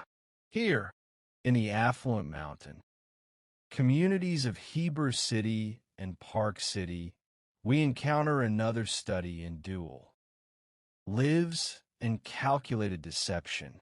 While the tragedy of Nancy Woodrum was a crime born of sudden, dark opportunity and hidden compulsion, the death of 39-year-old Eric Richens reveals a slow, deliberate betrayal rooted in financial desperation and domestic ambition. This case, which captured national attention, highlights the psychological phenomenon of a perpetrator who attempted to use the very narrative of her crime to craft an image of tragic innocence. To the outside world, Eric and Corey Richens lived an enviable life. Eric was a successful, hardworking business owner who ran C&E Masonry, a highly profitable stone masonry company. He was an athletic, outdoorsy individual who loved hunting, riding all-terrain vehicles, and coaching his 3 young boys in soccer. He was deeply committed to his faith as a member of the Church of Jesus Christ of Latter-day Saints, having served a 2-year mission in Mexico City in his youth. Corey, 6 years his junior, was an ambitious real estate agent and home flipper who ran her own company, Corey Richens Realty. Together with their 3 young sons, they lived in a beautiful home, took lavish vacations, and appeared to be the epitome of domestic success. On the morning of March 4th, 2022, this picture of domestic bliss was shattered. At approximately 3 o'clock in the morning, Corey called 911 in a state of panic, reporting that her husband was cold to the touch and not breathing. Emergency medical technicians and sheriffs, deputies rushed to the residence, finding Eric lying on the bedroom floor with no pulse. Despite their efforts, he was pronounced dead at the scene. Corey explained to the responding officers that they had been celebrating a major business success earlier that evening, sharing a drink in their bedroom before she went to sleep in their son's room to comfort him during a night terror. Upon returning to her husband's side, she claimed to have found him unresponsive. Initial observations of the scene led some first responders to speculate that Eric might have suffered a sudden, fatal aneurysm due to the presence of blood near his mouth. This explanation was comforting to those who knew Eric as a robust, healthy young man. However, because of his age and the unexpected nature of his death, the county medical examiner performed an autopsy The results were startling. Eric had died not from natural causes, but from acute drug intoxication. The toxicology report revealed a concentration of illicit street-grade fentanyl in his system that was 5 times the lethal dosage, immediately transforming a tragic medical event into a homicide investigation. As investigators began to look beneath the surface of the Richens' marriage, they uncovered a history of financial deception and severe marital strain. In 2020, Eric discovered that Corey had secretly taken out a $250,000 line of credit against their family home, which he owned outright. This revelation shattered Eric's trust in his wife and prompted him to consult with a divorce attorney, although they ultimately remained together and attended counseling. Eric took decisive steps to protect his assets and his children. He secretly established a new estate plan, placing the home and his business into a trust managed by his sister, Katie, with his 3 sons named as the sole beneficiaries, effectively removing Corey from any substantial inheritance. The hidden tension erupted into open hostility almost immediately after Eric's death. Just days after his passing, Corey hired a locksmith to drill open the safe in their home, hoping to locate his will. This action led to a physical confrontation with Eric's sister, Amy, who informed Corey that she had been excluded from the trust and that the home did not belong to her. The dispute was so severe that the police were called, and Corey was subsequently charged and found guilty of assault. At Eric's funeral, the deep division between the two families was starkly apparent, with Corey and her supporters standing entirely separate from the Richens family. In the months that followed, Corey engaged in a remarkable display of psychological projection, claiming that she could find no resources to help her young sons process their sudden grief. She announced that she had written a children's book titled Are You With Me? The book, which she dedicated to her late husband, featured a child asking if his deceased father was still present in his life, with the father responding from beyond the veil with reassurance and love. Corey self-published the book and began a promotional tour, appearing on local television and radio programs to share her journey as a grieving young widow, presenting herself as an empathetic figure of maternal strength. While Corey was publicizing her book, the criminal investigation was quietly gaining momentum. Led by Detective Jeff O'Driscoll, investigators utilized digital forensics to examine Corey's communication history. They identified a significant volume of calls and messages exchanged with Carmen Lauber, a local woman who had previously worked for Corey's real estate business and who had a history of drug-related offenses. Following a search of Carmen's residence, which uncovered drug paraphernalia and a copy of Eric's obituary taped to a mirror, Carmen agreed to cooperate with law enforcement in exchange for immunity. Carmen provided a detailed account of her role, testifying that Corey had approached her on 2 separate occasions in early 2022, requesting that she procure strong pain medication for an investor with a back Injury.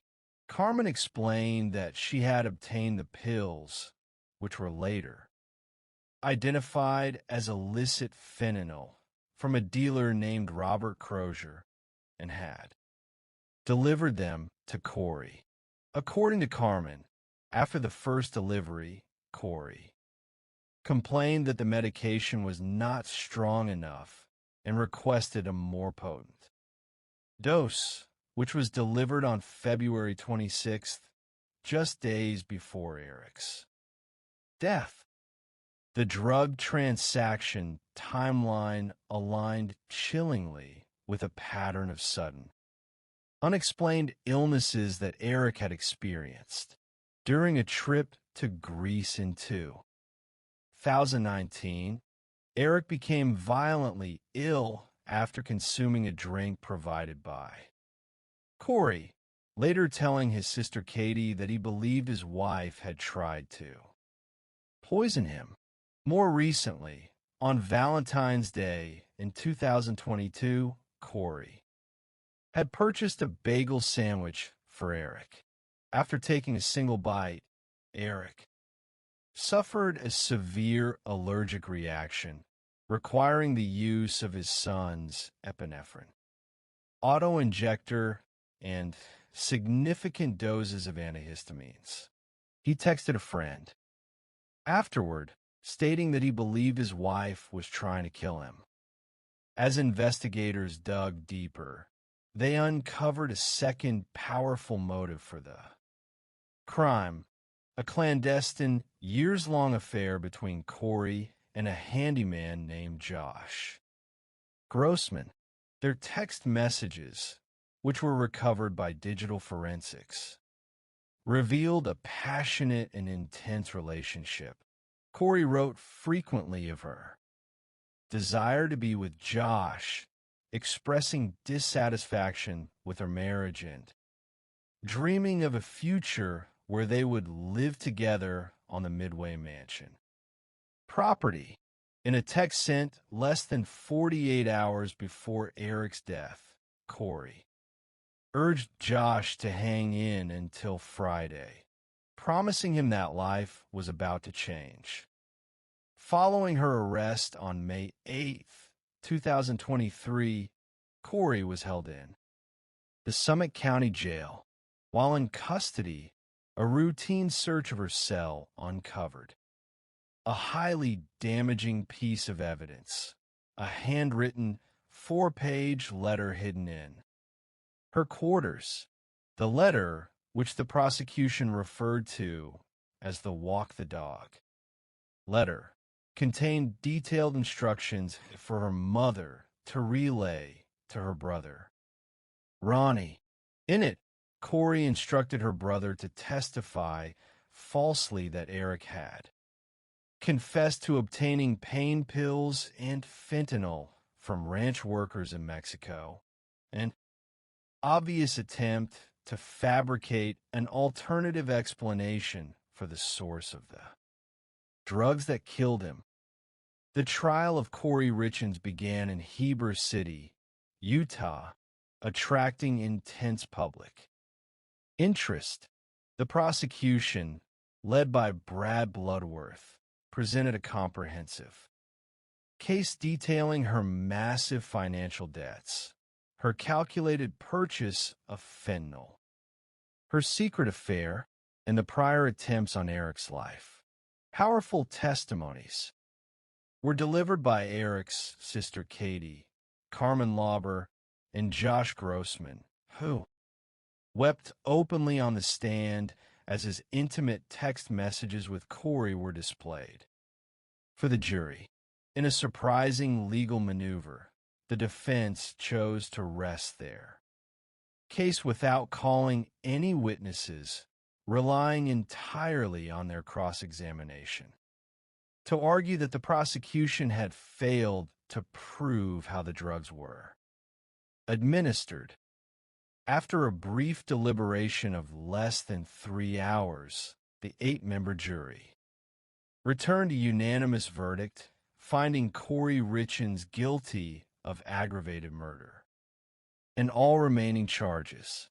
The verdict brought a profound sense of relief and justice to the Richens family, who had endured years of public scrutiny while Corey portrayed herself as a grieving victim.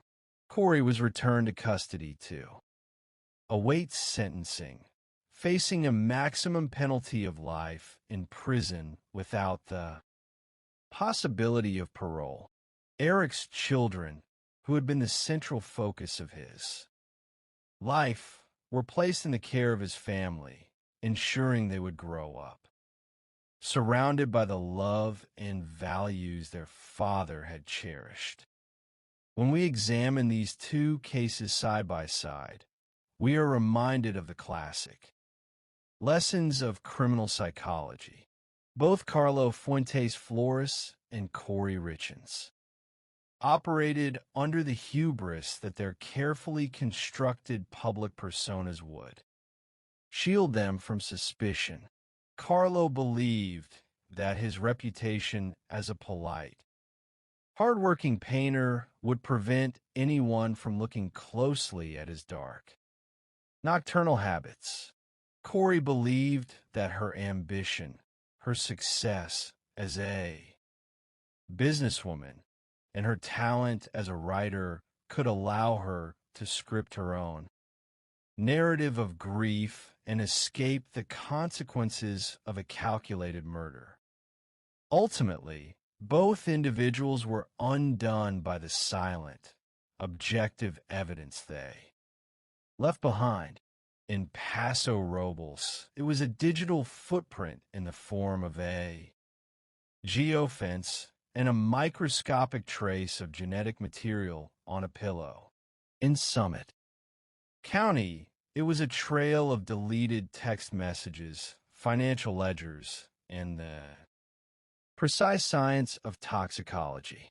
These cases serve as a testament to the dedication, patience, and intelligence of the law enforcement officers and forensic scientists who refuse to accept surface-level explanations, working tirelessly to uncover the truth and restore a sense of justice to the communities they serve. In the end, our thoughts must remain with the victims and the families who continue to carry the burden of these senseless acts. Nancy Woodrum is remembered not for the tragedy of her death, but for the beauty of her life, her love for her family, and her enduring faith. Eric Richens is remembered as a devoted father whose laughter filled his home and whose dedication to his sons remains a guiding light.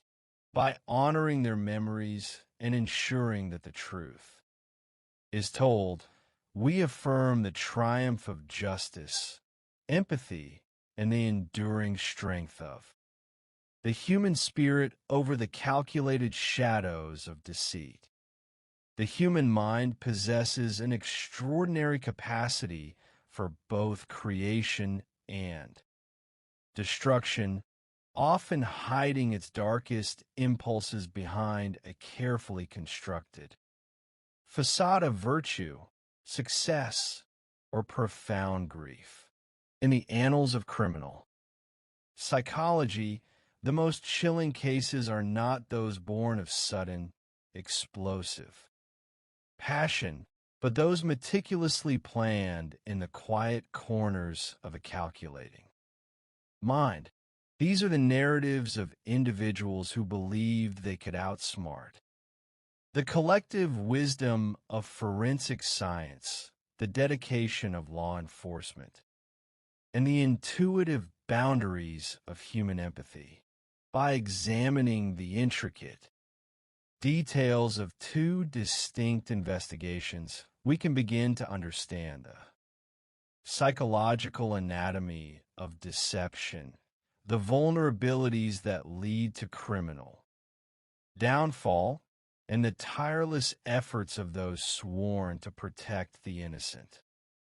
The first chronicle takes us to the mountain valleys of Summit County, Utah, where a family that appeared to represent the pinnacle of the American dream was shattered by a sudden death, only for a far more sinister reality to emerge from.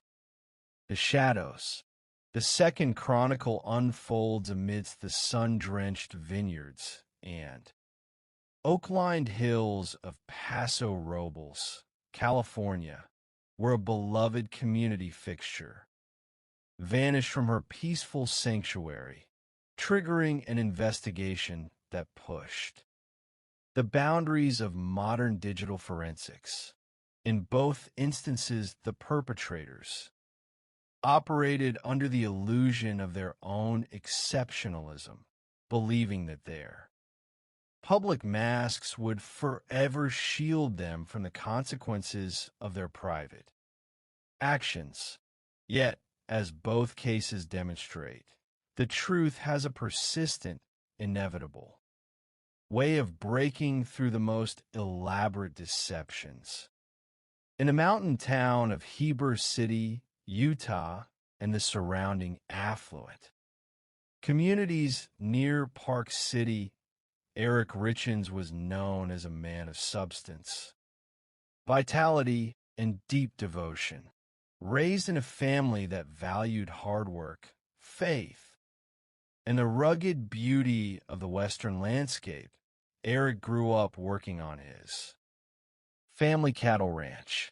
He was a deeply religious man, having served a 2-year mission for the Church of Jesus Christ of Latter-day Saints in Mexico City, an experience that instilled in him a lifelong sense of discipline and purpose. Upon his return, he established a stonemasonry business, which, through his relentless work ethic, grew into a highly successful million-dollar enterprise known as C&E Masonry. Eric worked hard, but he also played hard, embracing the outdoors as an avid hunter and adventurer. Above all, however, he was a dedicated father to his 3 young sons, coaching their soccer teams, playing with them in the living room, and striving to provide them with a secure, stable future. To the outside world, Eric's marriage to Corey Richins was the foundation of an enviable life. Corey was ambitious, energetic, and determined to transcend her modest upbringing.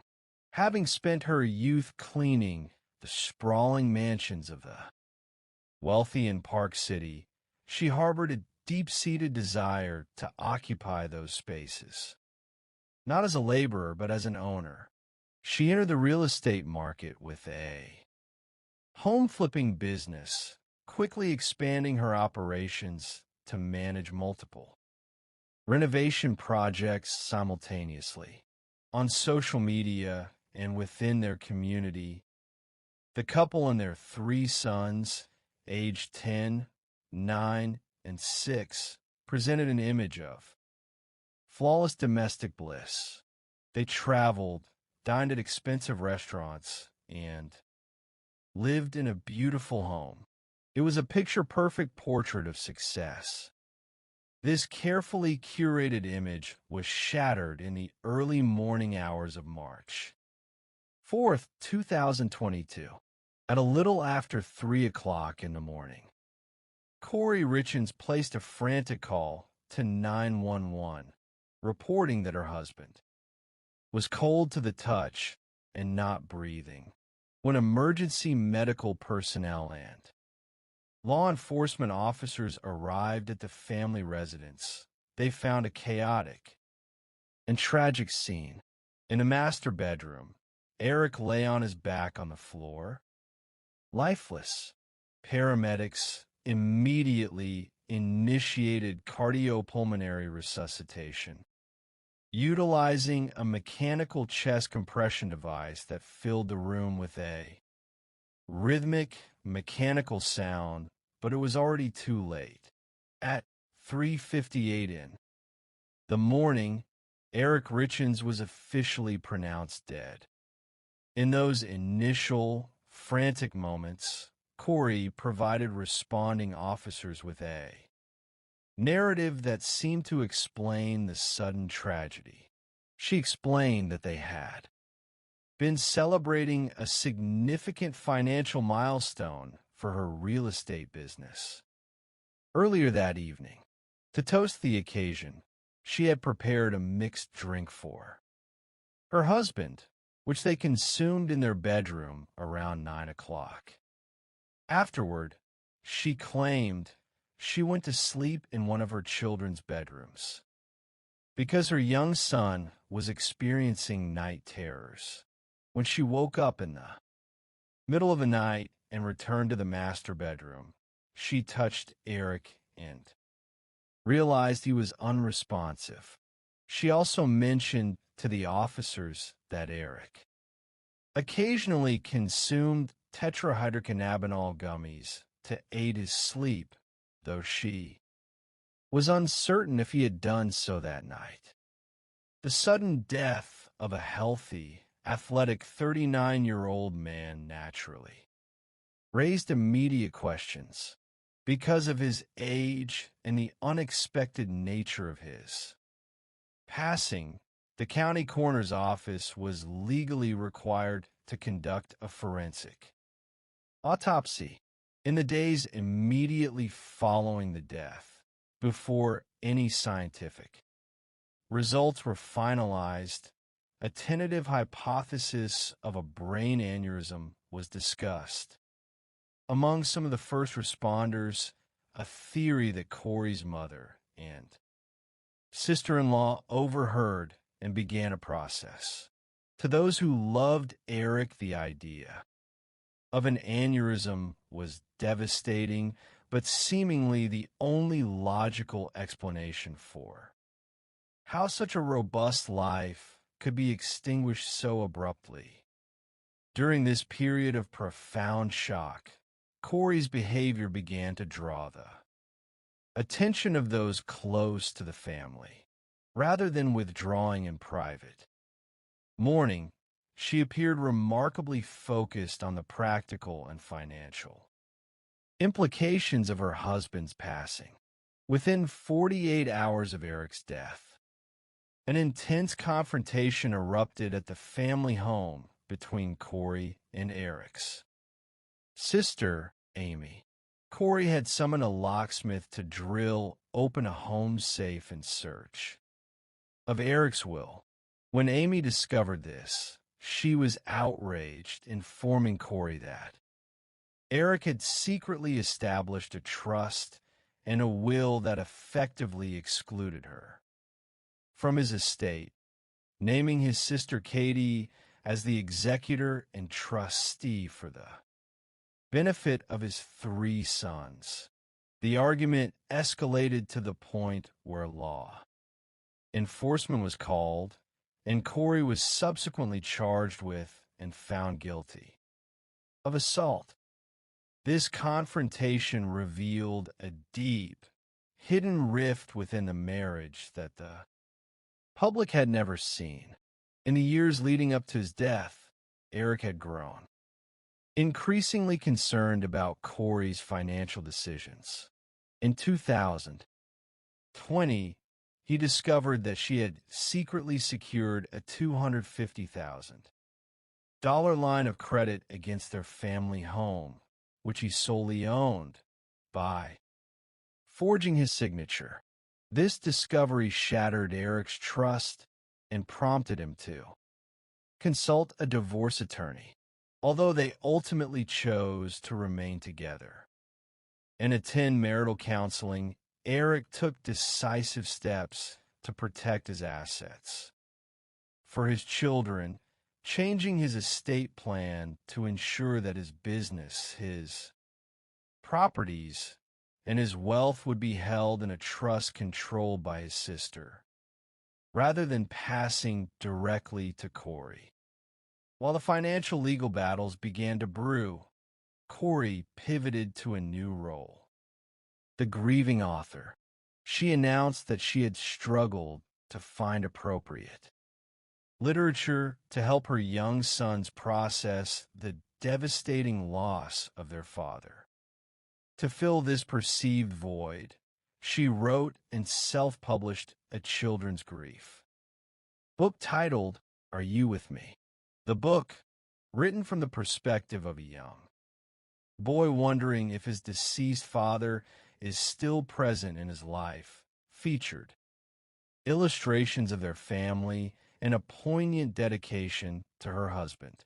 In March of 2023, approximately 1 year after Eric's death, Corey embarked on a local media campaign, appearing on television and radio programs to promote the book and share her experience as a young widow navigating the path of grief with her children. To the viewing public, Corey appeared to be a courageous, empathetic mother, channeling her personal tragedy into a source of comfort for others. However, behind the scenes, a meticulous criminal investigation was quietly gathering momentum. The turning point had occurred months earlier when the forensic toxicology report was completed. The findings were nothing short of shocking. Eric Richins had not died of a natural ailment, nor had he succumbed to an accidental overdose of common sleep aids. The cause of death was determined to be acute fentanyl intoxication. The concentration of fentanyl in his blood was 5 times the lethal dose, and crucially, the analysis revealed the presence of acetylphenanyl, a specific variant indicative of illicitly manufactured street-grade drugs rather than medical-grade pharmaceuticals. With the cause of death established as a poisoning, the Summit County Sheriff's Office launched a homicide investigation. Detectives secured search warrants for Corey's electronic devices, financial records, and personal communications. The forensic analysis of her phone records revealed a complex web of interactions that painted a very different picture of her life during the months surrounding her husband's death. Far from a thriving, wealthy entrepreneur, Corey was drowning in a sea of astronomical debt. She had purchased a massive, unfinished luxury mansion in Midway, Utah, for nearly $3 million, hoping to flip it for a massive profit. To finance this and other projects, she had taken out high-interest, short-term hard money loans from over 20 different lenders, leaving her with outstanding liabilities totaling millions of dollars. The pressure of this debt was immense, and the anticipated inheritance from Eric's estate had been her primary hope for financial rescue. Furthermore, investigators discovered that Corey's financial desperation had led her to engage in deceptive practices with those closest to her. Her best friend, Chelsea Barney, had entrusted Corey with $45,000 as a down payment for her first home, believing Corey was assisting her in securing the property. Instead, Corey failed to properly file the deed. The home was foreclosed upon, and Chelsea's family was evicted, their savings completely vanished.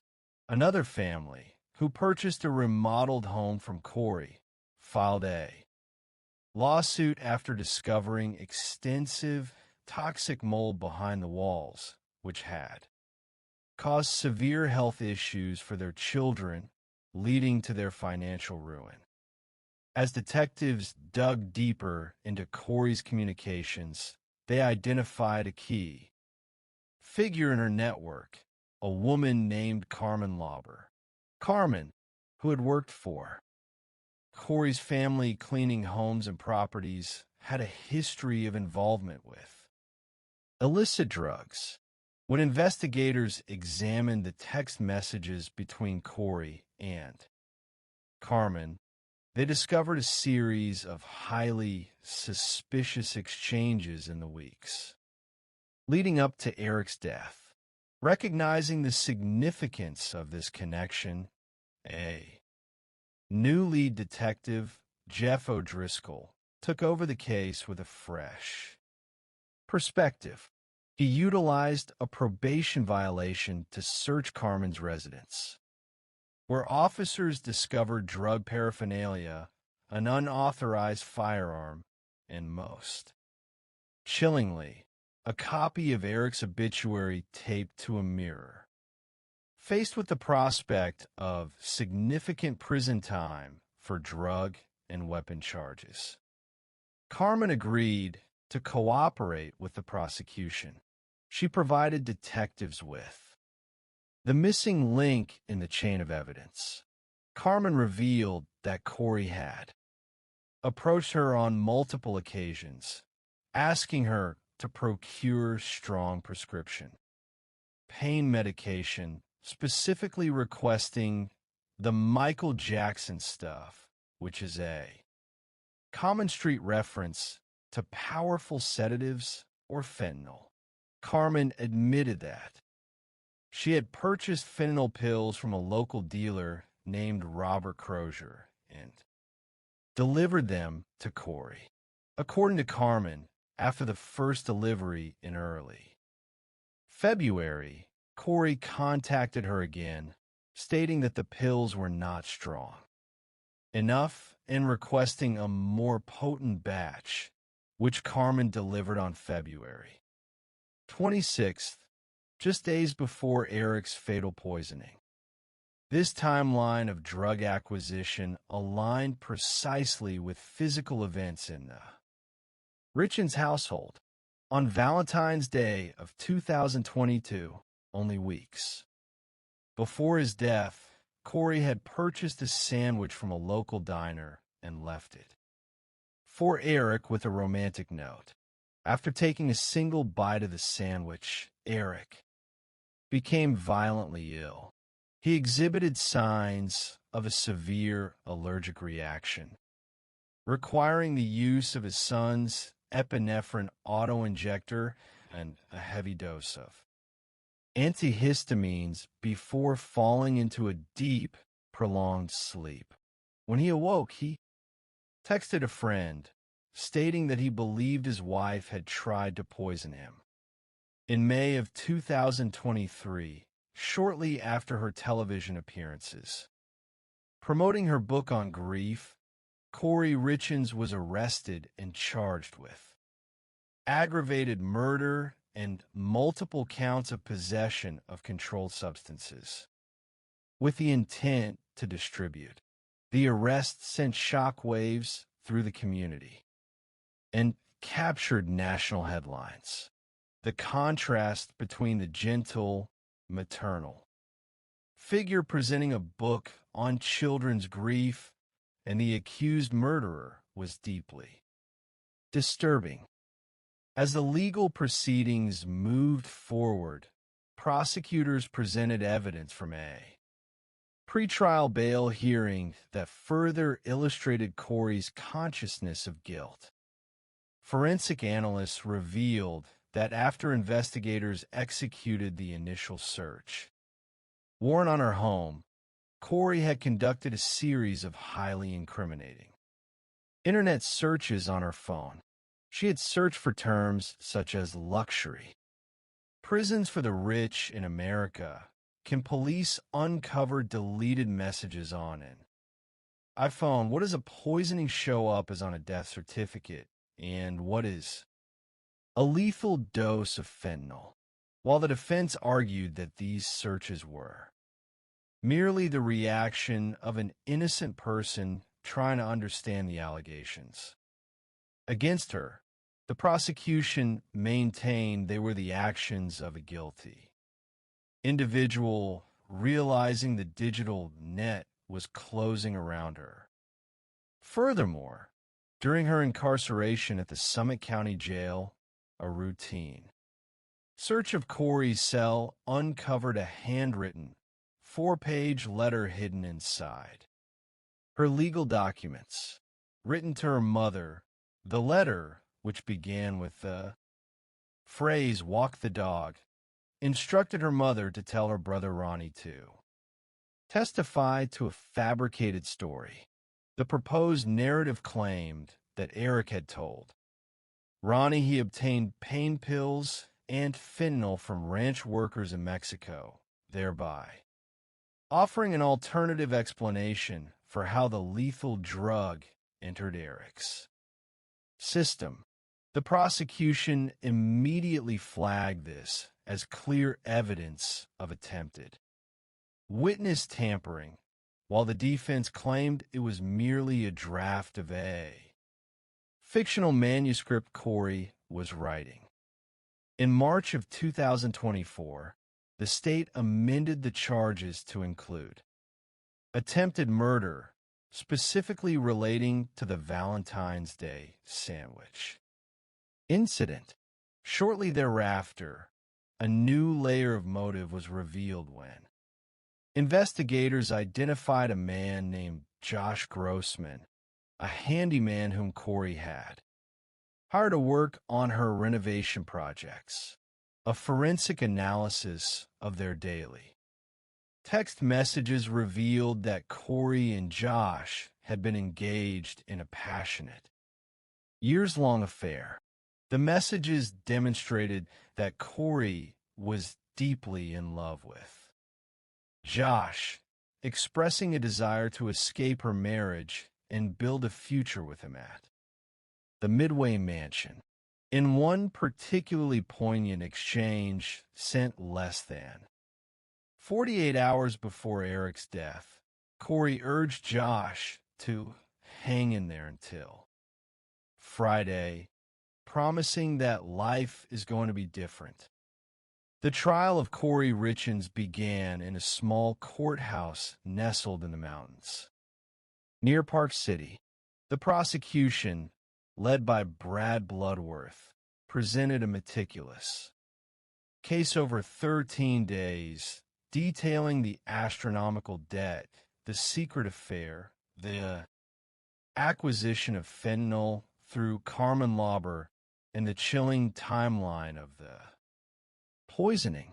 They called Eric's sister, Katie, who delivered a heartbreaking testimony about the loss of her brother, and Carmen Lauber, who described her role in purchasing the drugs. The state also called Josh Grossman, who became highly emotional on the stand as his private, romantic communications with Corey were displayed for the courtroom to read. He testified that in the weeks following Eric's death, Corey had asked him a highly unsettling question: if he had ever killed anyone during his military service in Iraq, and how it had made him feel. When the prosecution rested, the courtroom prepared for the defense to begin its presentation, which was expected to last more than a week. However, in a stunning turn of events that left spectators and the jury dumbfounded, Corey's defense attorneys whispered briefly among themselves, stood up, and announced that the defense rested its case without calling a single witness or presenting any evidence. Corey waived her right to testify, and the case was immediately sent to the jury. The 8 members of the jury deliberated for just under 3 hours.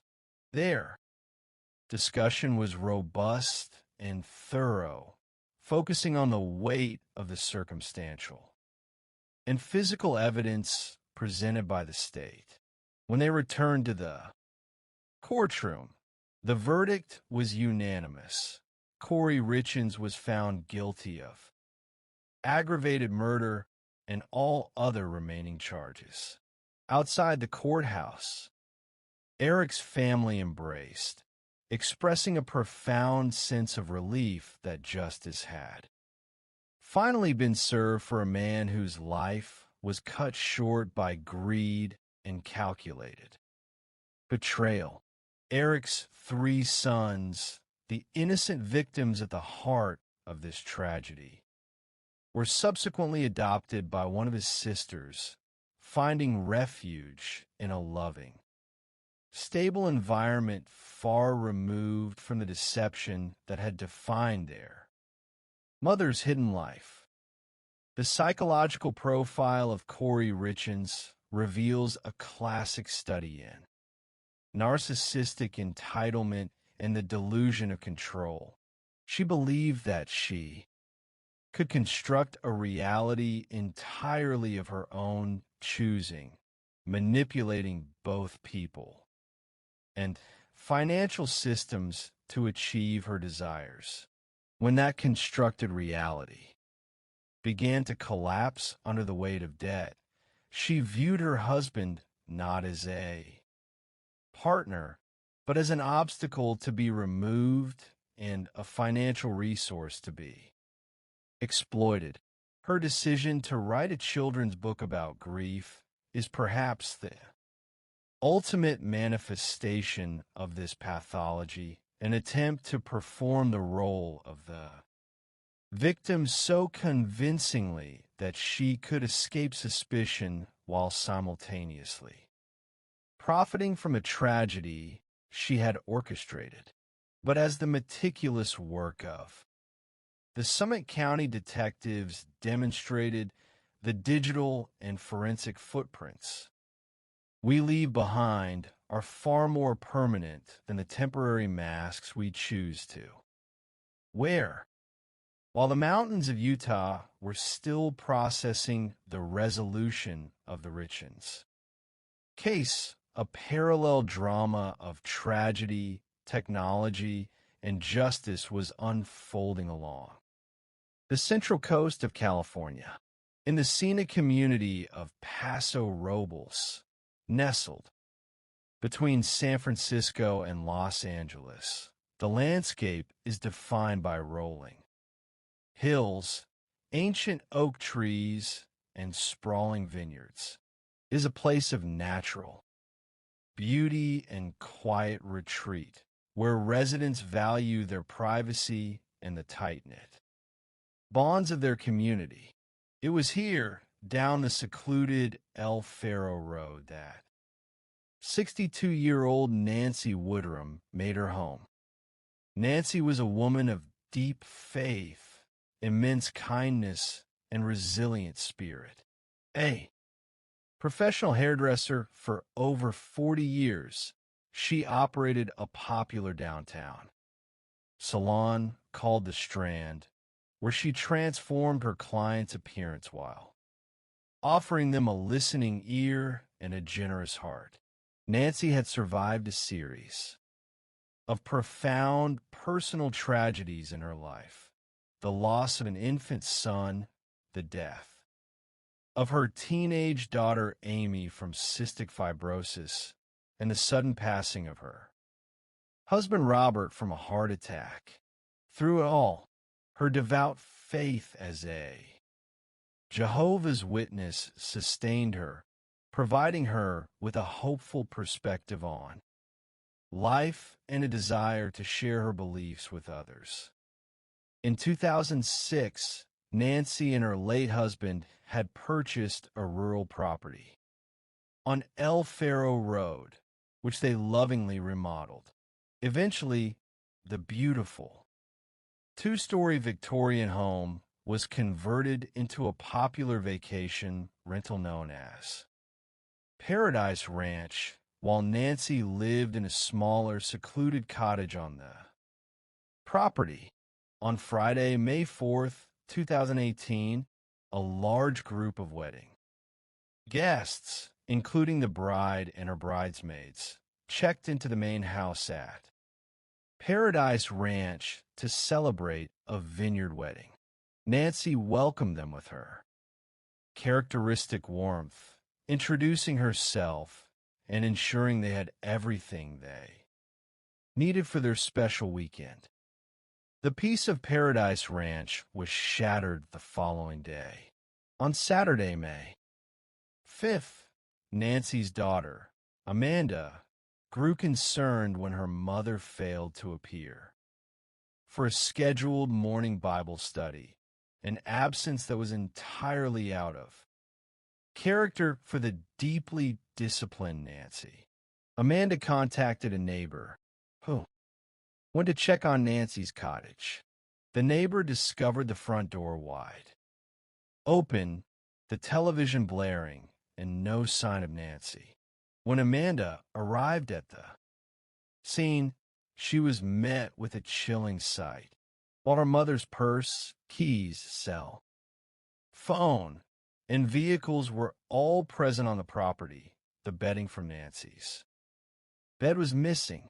Upon closer inspection, Amanda noticed a dark stain on the carpet and what appeared to be blood spatter on the walls and headboard. Terrified, she immediately contacted 911 to report her mother missing. The call mobilized the San Luis Obispo County Sheriff's Office. Senior Deputy Clinton Cole was dispatched to the scene, where he met with responding officers and forensic specialists. The physical evidence inside the cottage pointed to a violent struggle. There were large bloodstains on the floor, blood spatter on the headboard and adjacent cabinets, and a beige pillow resting on the bed with a visible blood stain. It was immediately apparent to investigators that Nancy had been assaulted and taken from her home against her will. The idyllic vacation rental had suddenly been transformed into an active crime scene, cordoned off with yellow tape as helicopters circled overhead and search dogs combed the surrounding oak groves. As the investigation commenced, detectives faced a daunting challenge. The property was currently occupied by more than 20 wedding guests who had been present on the night of Nancy's disappearance. In any abduction case, those with immediate proximity to the victim must be considered potential suspects.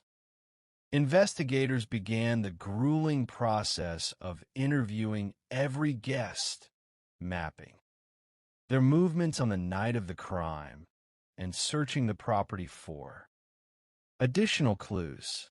Near the driveway, Deputy Cole discovered fresh tire tracks and subtle scuffle marks in the dirt, suggesting a physical struggle had occurred outside the cottage as the victim was being forced into a vehicle.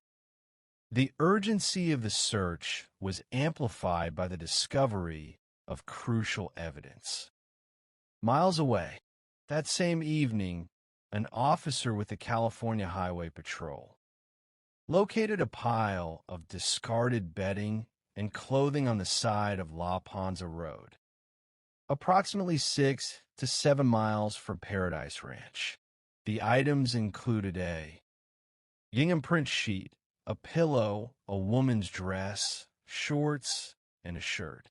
Forensic analysts confirmed that the gingham pattern matched the remaining bedding in Nancy's cottage, and Amanda identified the clothing as belonging to her mother.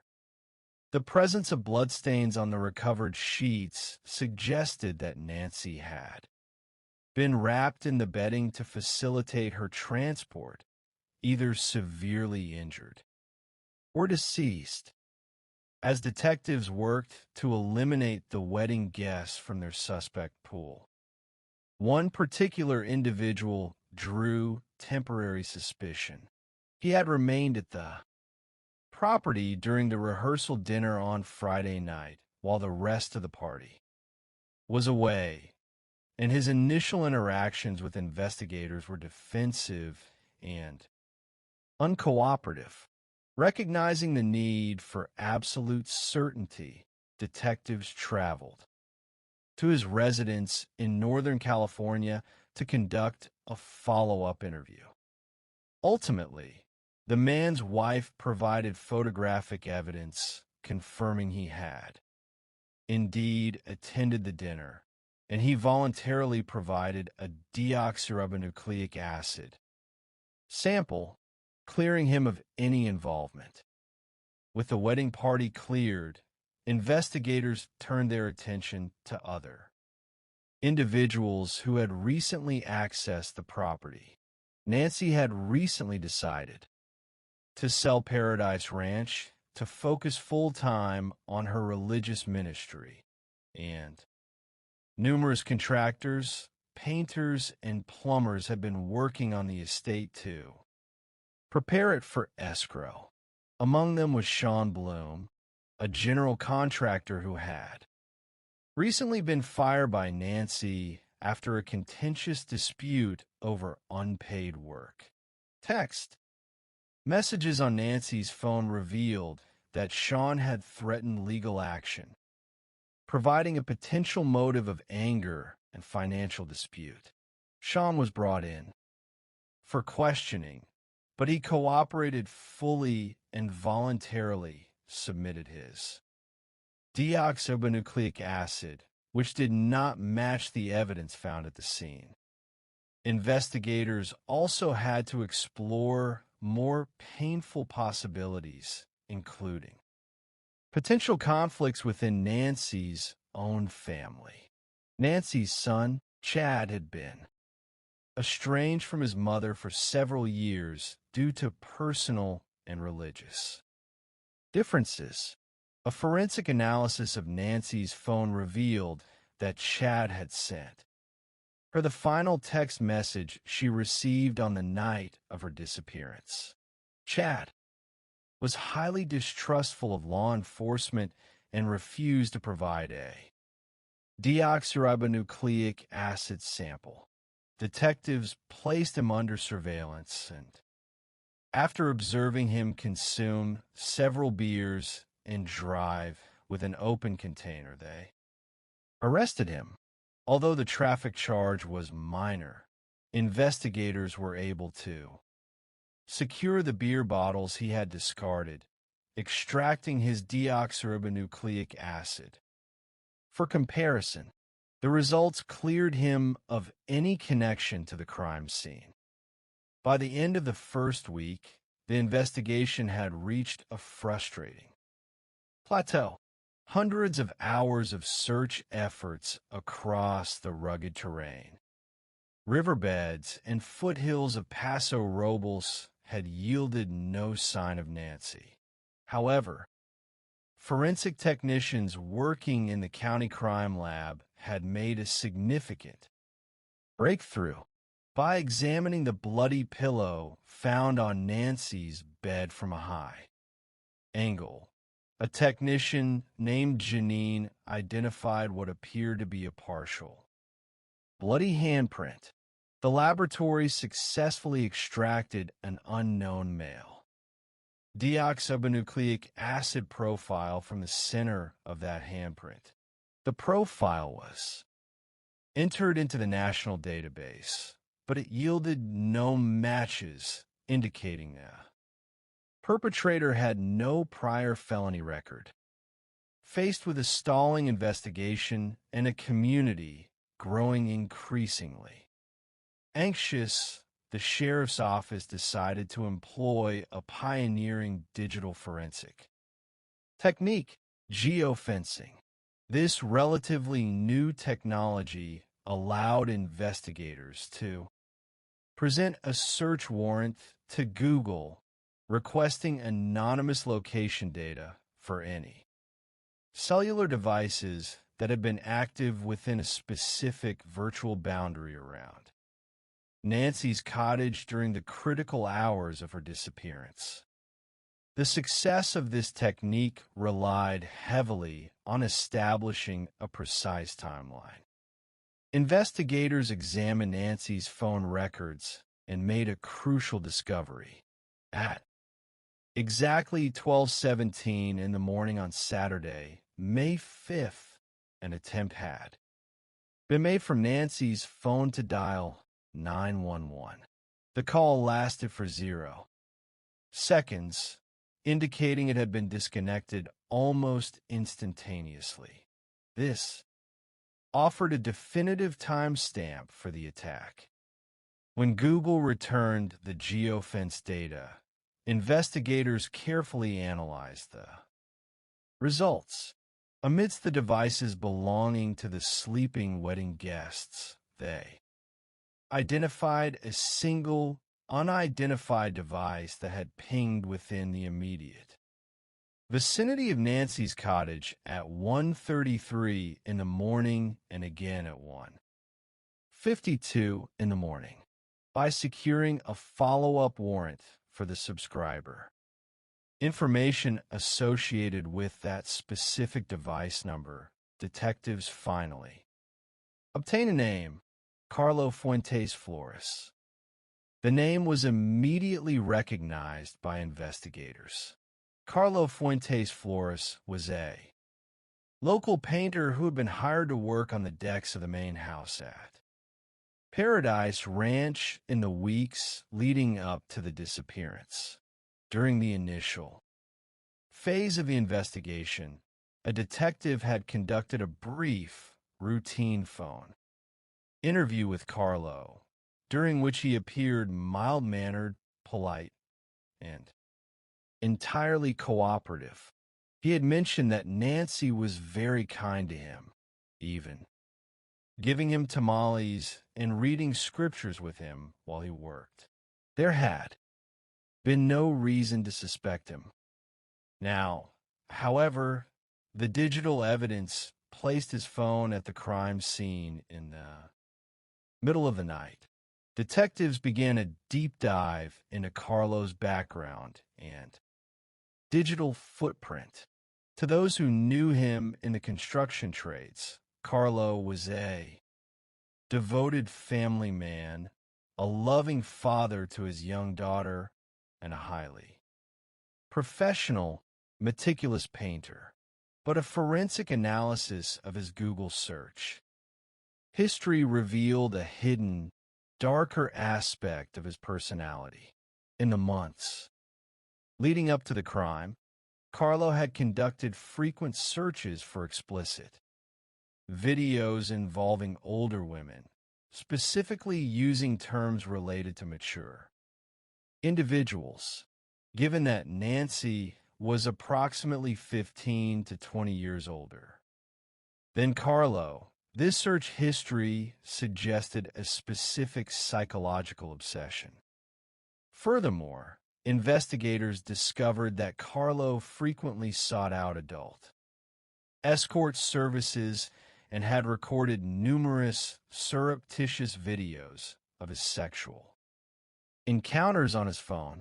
Under his professional, polite exterior lay a secret life driven by hidden impulses and a lack of restraint. To secure an airtight case, detectives needed to match Carlo's deoxyribonucleic acid to the profile recovered from the bloody handprint on Nancy's pillow. They placed him under surveillance, trailing him as he went to a local restaurant with his wife. When Carlo finished his meal and left a plastic soda bottle on the table, plainclothes officers quietly retrieved the discarded item from the public space. The laboratory analyzed the biological material on the bottle and confirmed a perfect match. The deoxyribonucleic acid on the bloody pillow belonged to Carlo Fuentes Flores. On a quiet afternoon, detectives summoned Carlo to the sheriff's station under the pretense of a routine follow-up regarding the painting work at Paradise Ranch.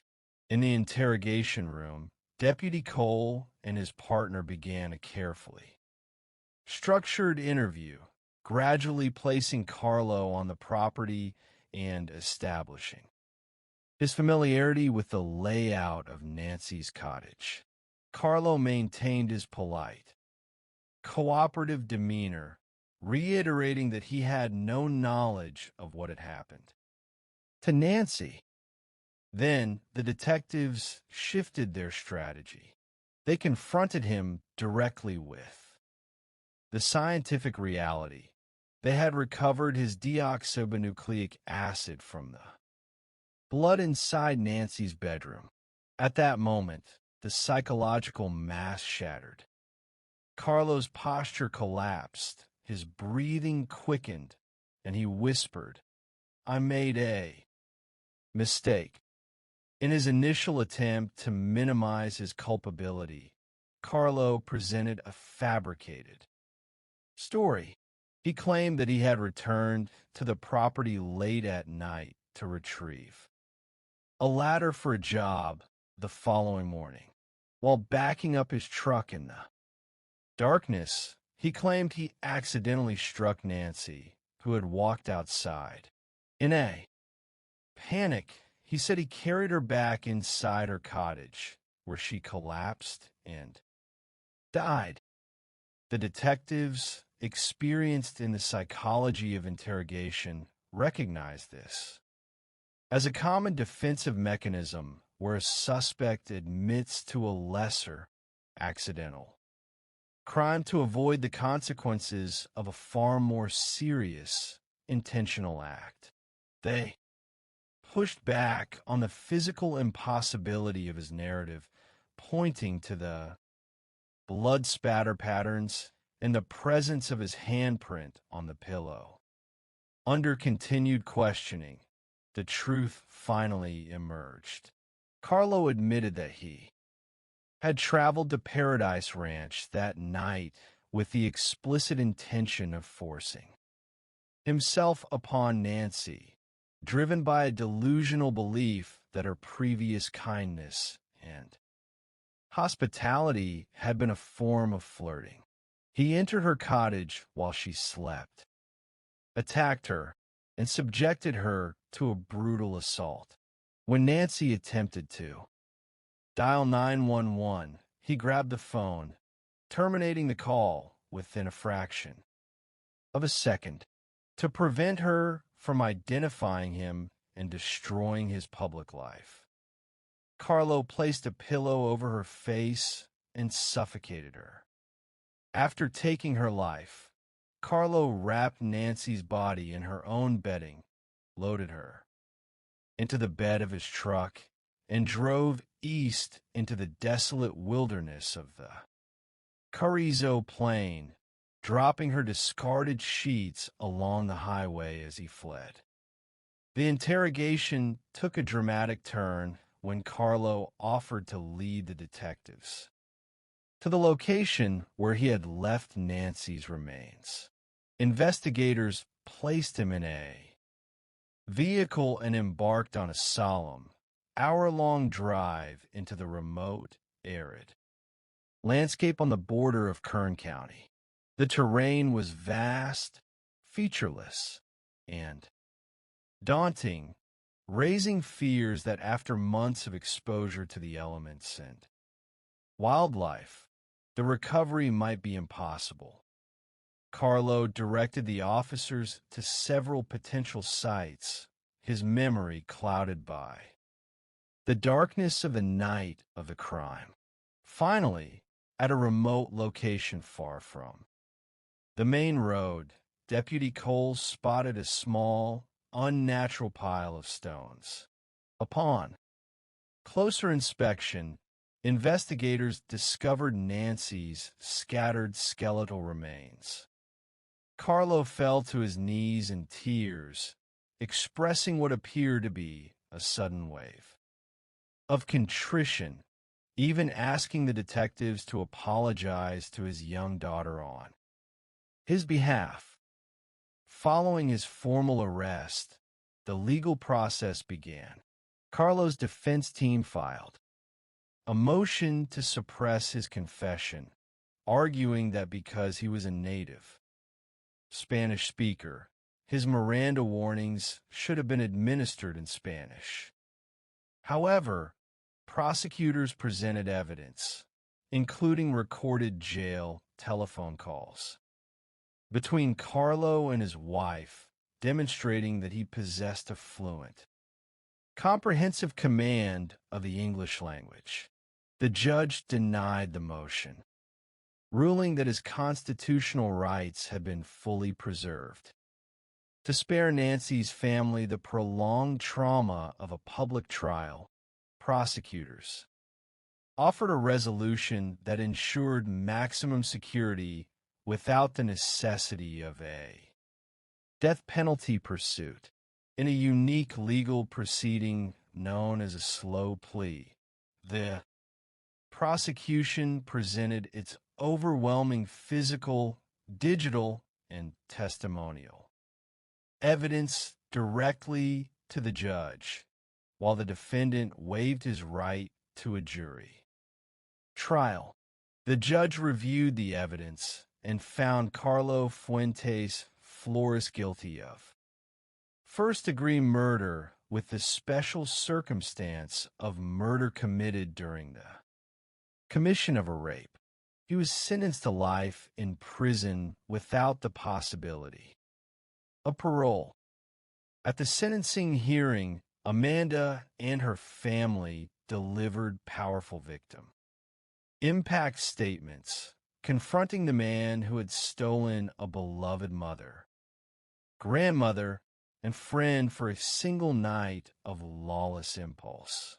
Today, Amanda continues her mother's legacy, riding Nancy's beloved horse, Montana, through the same hills of Paso Robles, teaching her own daughter the values of faith, resilience, and appreciation for the natural world that Nancy had so passionately championed. The cases of Corey Richins and Carlo Fuentes Flores, though unfolding in different landscapes and utilizing different methods, share a profound psychological commonality. Both perpetrators suffered from a fatal delusion of exceptionalism. Corey believed her intelligence, social standing, and calculated performance of grief would insulate her from suspicion, while Carlo believed his reputation as a quiet, hardworking family man would prevent anyone from looking behind his professional mask. In both instances, they underestimated the quiet, relentless power of modern forensic science, whether through the chemical identification of illicit fentanyl in Utah or the pioneering application of Google geofencing in California. For communities and families, these narratives offer a profound lesson in vigilance, the value of objective justice, and the enduring strength of human connection. The investigative forces in both Summit County and San Luis Obispo County demonstrated that no detail is too small, no technology too novel, and no distance too great when it comes to defending the dignity of human life. The memories of Eric Richins and Nancy Woodrum endure not through the tragic circumstances of their departures, but through the lives of the children they raised, the faith they practiced, and the communities that stood united to ensure that the truth would ultimately prevail. The duality of human nature and the landscapes of deception. The study of criminal psychology often begins with a paradox. We find that the most horrific acts of violence and betrayal do not always emerge from dark, visibly corrupted environments. Instead, they frequently occur within the quietest sanctuaries, against backdrops of breathtaking natural beauty and community warmth. In these settings, the perpetrator often wears a carefully constructed mask of normalcy, presenting themselves as a helpful neighbor, a dedicated contractor, or even a grieving spouse. The investigator's task is not merely to collect physical evidence, but to peer behind this mask, analyzing the subtle behavioral anomalies, the hidden motivations, and the digital footprints that the criminal leaves behind. By examining two profound cases from opposite sides of the American West, we can observe how modern forensic science, coupled with rigorous behavioral analysis, systematically dismantles the illusions of innocence. From the sun-drenched vineyards of Paso Robles, California, to the snow-dusted peaks of Camas, Utah, these stories reveal how the persistent pursuit of truth honors the memory of the lost and restores a sense of justice to communities shattered by senseless violence. The Pass of the Oaks and the Shadow on El Faro Road. In the heart of San Luis Obispo County, California, lies Paso Robles, a town whose full historic name is El Paso de Robles, or the Pass of the Oaks. It is a region celebrated for its rolling hills, ancient oak trees, thriving vineyards, and scenic ranches. To the casual observer, it is a fairy tale escape nestled halfway between San Francisco and Los Angeles. Yet, in May of 2018, down the secluded corridor of El Faro Road, this pastoral serenity was shattered by a sudden and chilling disappearance. Nancy Woodrum, a 62-year-old resident, was a beloved pillar of the Paso Robles community. She operated a popular downtown salon called The Strand, where her warmth, openness, and generous spirit made her much more than a hairstylist. To her many clients, Nancy was also a devout Jehovah's Witness, raised her daughter Amanda with strong moral values, and found her deepest peace riding her horses and being out in nature. After her husband passed away, she chose to turn her beautiful ranch-style property, known as Paradise Ranch, into a vacation rental while she lived in a quiet, adjacent cottage. On Friday, May 4th, 2018, a large wedding party consisting of 20-plus guests checked into the main Victorian house at Paradise Ranch. The atmosphere was celebratory and joyous, but by Saturday, May 5th, the mood turned to panic. Nancy failed to show up for a scheduled Bible study, an absence that was immediately recognized as highly unusual for a woman of her deep faith and reliable character. When Amanda asked a neighbor to check on her mother, the neighbor discovered the front door of the cottage standing wide open. Inside, the television was blaring. To an empty room, upon entering the cottage, Amanda confronted a scene of quiet horror. Nancy's purse, car keys, cellular phone, and tablet were still on a bench. Her two vehicles remained parked outside. However, her bedding and sheets were missing. There was a prominent stain on the carpet, and blood spatter was visible on the headboard, the walls, and a nearby cabinet. Amanda immediately dialed 911 for the responding law enforcement officers, including Reserve Detective Clinton. Cole of the San Luis Obispo County Sheriff's Office, the scene spoke with haunting clarity. There were no signs of forced entry, suggesting the intruder had either slipped in through an unlocked door or was someone familiar to the property. The presence of significant blood spatter indicated a violent assault had taken place within the bedroom, and the missing bedding suggested the victim had been wrapped up and transported against her will. It was immediately treated as a critical missing persons case and a potential homicide. The crime scene and the first pool of suspects. The presence of more than 20 wedding guests on the property created an immediate and overwhelming investigative challenge. In the parlance of criminal investigation, this was a classic closed-circle mystery reminiscent of an old detective novel.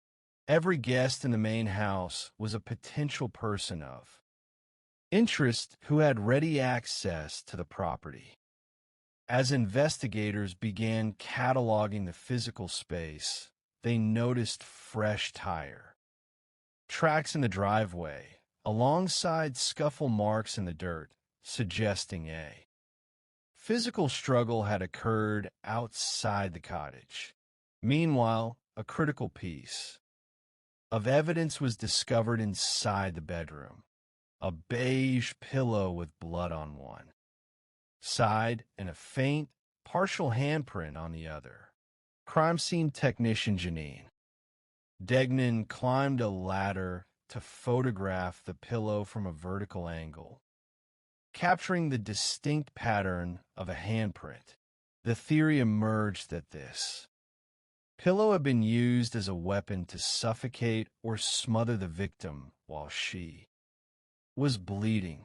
The forensic team carefully swabbed the center of the handprint for deoxyribonucleic acid and rushed it to the state laboratory.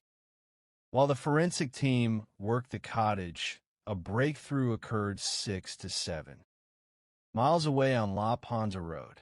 An observant officer with the California Highway Patrol discovered discarded items on the side of the road, including a pillow, a gingham print sheet, a dress, a pair of shorts, and a shirt.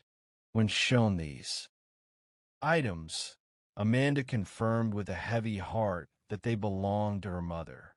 The discovery of these blood-stained items along a highway suggested the perpetrator had fled the scene in a vehicle, discarding the evidence during the escape. Detectives systematically interviewed the wedding guests. One individual drew temporary suspicion due to his initial reluctance to cooperate and a lack of clarity regarding his whereabouts during the rehearsal dinner on Friday night. Detectives traveled to his residence in Northern California to clarify his timeline. When interviewed in person, the guest was highly cooperative, and his wife provided photographs confirming he was indeed at the rehearsal dinner at Cass Winery. He voluntarily provided a deoxyribonucleic acid sample, which successfully cleared him of any involvement. Investigators then turned their attention to other individuals who had access to Paradise Ranch. Because Nancy was preparing to sell the property, several contractors, painters, and plumbers had been working on the estate. One name that emerged was Sean Bloom, a general contractor who had recently been fired by Nancy after a contentious dispute over payments. Sean did not hide his dislike. For Nancy, and his text messages to her contained threats of legal action. When first asked for a deoxyribonucleic acid sample, Sean requested to speak with his attorney, raising immediate red flags for the detectives. However, within a few days, he returned and voluntarily submitted his sample, which did not match the deoxyribonucleic acid found on the bloody pillow. Detectives also had to look close to home.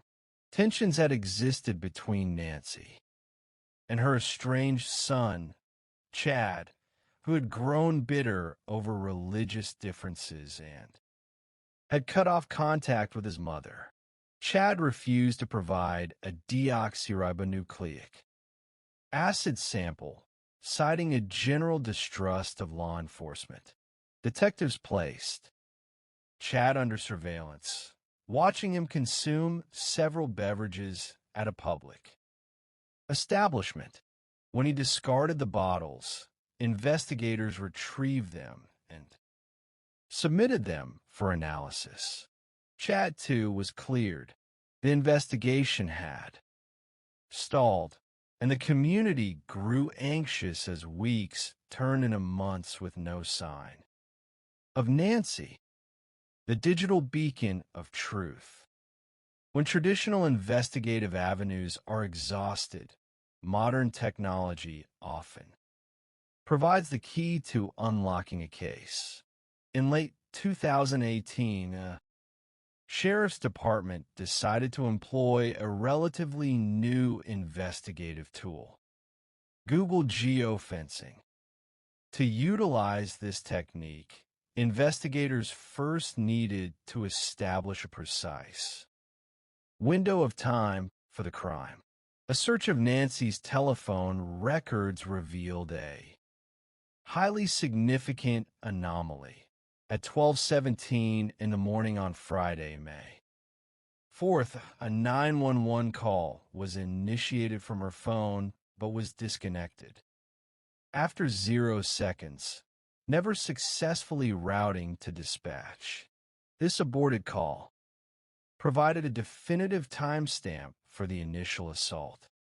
With this timeline in hand, detectives obtained a search warrant for Google location data within a virtual boundary surrounding Paradise Ranch during the late night and early morning hours of May 3rd and May 4th. The resulting data returned a specific device number that had entered the virtual fence. This device did not belong to any of the wedding guests. The data showed the device pinging directly inside Nancy's studio cottage at 1:33 and 1:52 in the morning, the exact window when Nancy is believed to have been taken. When investigators ran the subscriber information for the device, they received a name they recognized, Carlo Fuentes Flores. Carlo was a 39-year-old painter who had been hired to work on the decks of the main house at Paradise Ranch. He was described by his employer and clients as a mild-mannered, polite, and exceptionally hard-working family man, with no criminal record in either the United States or Mexico. He had been interviewed briefly during the initial canvass of contractors and had been pleasant and cooperative, even recalling how Nancy had kindly given him a tamale and complimented his work. There had been no reason to suspect him. However, the geofence data placed his phone inside Nancy's bedroom at the dead of night. To understand why this quiet family man would be in a client's home. After midnight, detectives began a deep dive into his digital life. They discovered that Carlo led a compartmentalized existence. His search history revealed an intense interest in older women, with frequent searches for specific adult videos and escorts. Furthermore, his phone contained numerous self-shot videos of sexual encounters with various women. The polite exterior of the industrious painter masked a secret world of dark impulses, excessive drinking, and escalating risk-taking behavior. The interrogation and the journey to Carrizo. Detectives knew they needed definitive physical proof before confronting Carlo.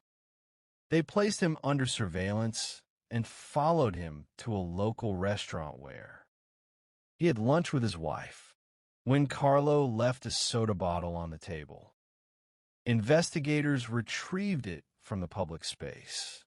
The laboratory extracted a deoxyribonucleic acid profile from the bottle and compared it to the swab from the bloody handprint on Nancy's pillow. It was an exact match. Armed with this irrefutable science, Detectives Clinton Cole and Dave Marzin brought Carlo into an interview room. They began the conversation quietly, asking him about his work at Paradise Ranch, establishing his familiarity with the property, and allowing him to confirm his polite interactions with Nancy. Carlo maintained his gentle demeanor, claiming he knew nothing of her disappearance and had only heard about it from his employer.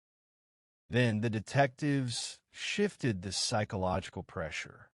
They informed Carlo that they had conducted an exhaustive investigation, spent thousands of hours analyzing evidence, and knew he had returned to the property on the night Nancy disappeared. They presented him with the reality of the deoxyribonucleic acid evidence. The psychological shift in the room was palpable. Carlo's body language changed. His breathing quickened, and he realized his carefully constructed double life had collapsed. He confessed, but initially attempted to minimize his culpability by presenting a highly improbable scenario. He claimed he had returned to the property late at night to retrieve a ladder for his next job, and while backing up his truck, had accidentally struck Nancy, who had walked up behind him. He claimed he took her inside the cottage to help her, where she subsequently collapsed. Detectives immediately challenged this narrative, pointing out that an accidental car crash does not explain the extensive blood spatter on the headboard and walls, nor does it explain the bloody handprint on the pillow.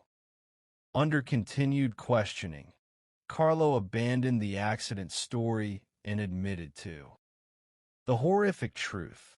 He had gone to the cottage with the intent of forcing himself upon Nancy. He entered her room, assaulted and raped her, and then, fearing he would be caught, held a pillow over her face for several minutes, until she stopped breathing. The interrogation then turned to the most critical question for Nancy's family. Where was she? Carlo expressed a desire to lead them to her remains. He was placed in an unmarked police vehicle and directed detectives due east out of Paso Robles, traveling for over an hour into the remote, arid landscape of the Carrizo Plain near the border of Kern County. The search in the fading light was tense and difficult.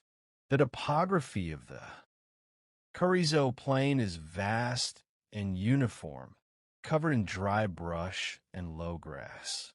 Carlo grew confused, guiding detectives to several incorrect locations as anxiety mounted. But at one stop, Detective Cole looked out across the terrain and noticed a small, unnatural circle of rocks stacked together. When asked if those were the rocks, Carlo fell to his knees and began to weep. Underneath the rocks, investigators discovered Nancy's remains. The local wildlife had scattered some of the bones, but her skull and major remains were recovered. The discovery brought a profound sense of grief to the search team, combined with the deep anger that Carlo had left this vibrant, beloved woman in such a desolate place without even the dignity of a proper burial. The slow plea and the enduring legacy. Following the recovery of Nancy's body, Carlo wrote a letter of apology to her, children and grandchildren, as well as to his own family before being officially booked for murder.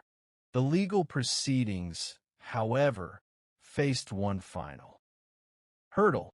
Carlo's defense attorney filed a motion to suppress his recorded confession, arguing that because Carlo was a native Spanish speaker, his Miranda warnings should have been administered in Spanish. The prosecution successfully demonstrated that Carlo possessed an excellent command of the English language, frequently speaking English with his wife and employers, and had clearly indicated his understanding of his rights during the interview. The judge denied the motion to suppress. Faced with the prospect of a trial and the potential for a death sentence, Carlo opted for a legal procedure known as a slow plea in January of 2022. Under this agreement, the defense waived a jury trial, allowing the judge to review all the written evidence, recorded interviews, and jail phone calls while preserving Carlo's right to appeal. The judge found Carlo Fuentes Flores guilty of first-degree murder with the special circumstance that the murder was committed during the commission of a rape. He was sentenced to life in prison without the possibility of parole. For Amanda and the Paso Robles community, the resolution of the case brought a somber closure. Nancy's memory was honored with a beautiful memorial service at a local vineyard, attended by hundreds of people whose lives she had touched. Today, Amanda continues her mother's passion for horses, riding Nancy's beloved horse, Montana, alongside her own daughter. The tradition of love, faith, and connection to nature survives, proving that while a singular act of evil can disrupt a family, it cannot erase the beautiful legacy of a life well lived. Part 2. The Mask of Grieving Motherhood. As criminal analysts, we recognize that some of the most complex homicides are those motivated by a combination of extreme financial desperation and romantic obsession. In these cases, the offender does not rely on physical violence alone, but on a prolonged, calculated effort to eliminate a spouse while attempting to maintain the appearance of a loving, devoted partner. This was the tragedy that unfolded in the beautiful mountain community of Kamas, Utah, where a successful family man met a quiet, chemically induced end, and his widow attempted to write her own version of the narrative. Eric Richens was a 39-year-old father of 3 young boys, a devout member of the Church of Jesus Christ of Latter-day Saints, and the owner of a highly successful stonemasonry business called C&E Masonry. He was an avid outdoorsman, a hunter, and a dedicated youth soccer coach. He was married to Corey Richens, a charming and ambitious local woman who had established her own real estate flipping business, Corey Richens Realty.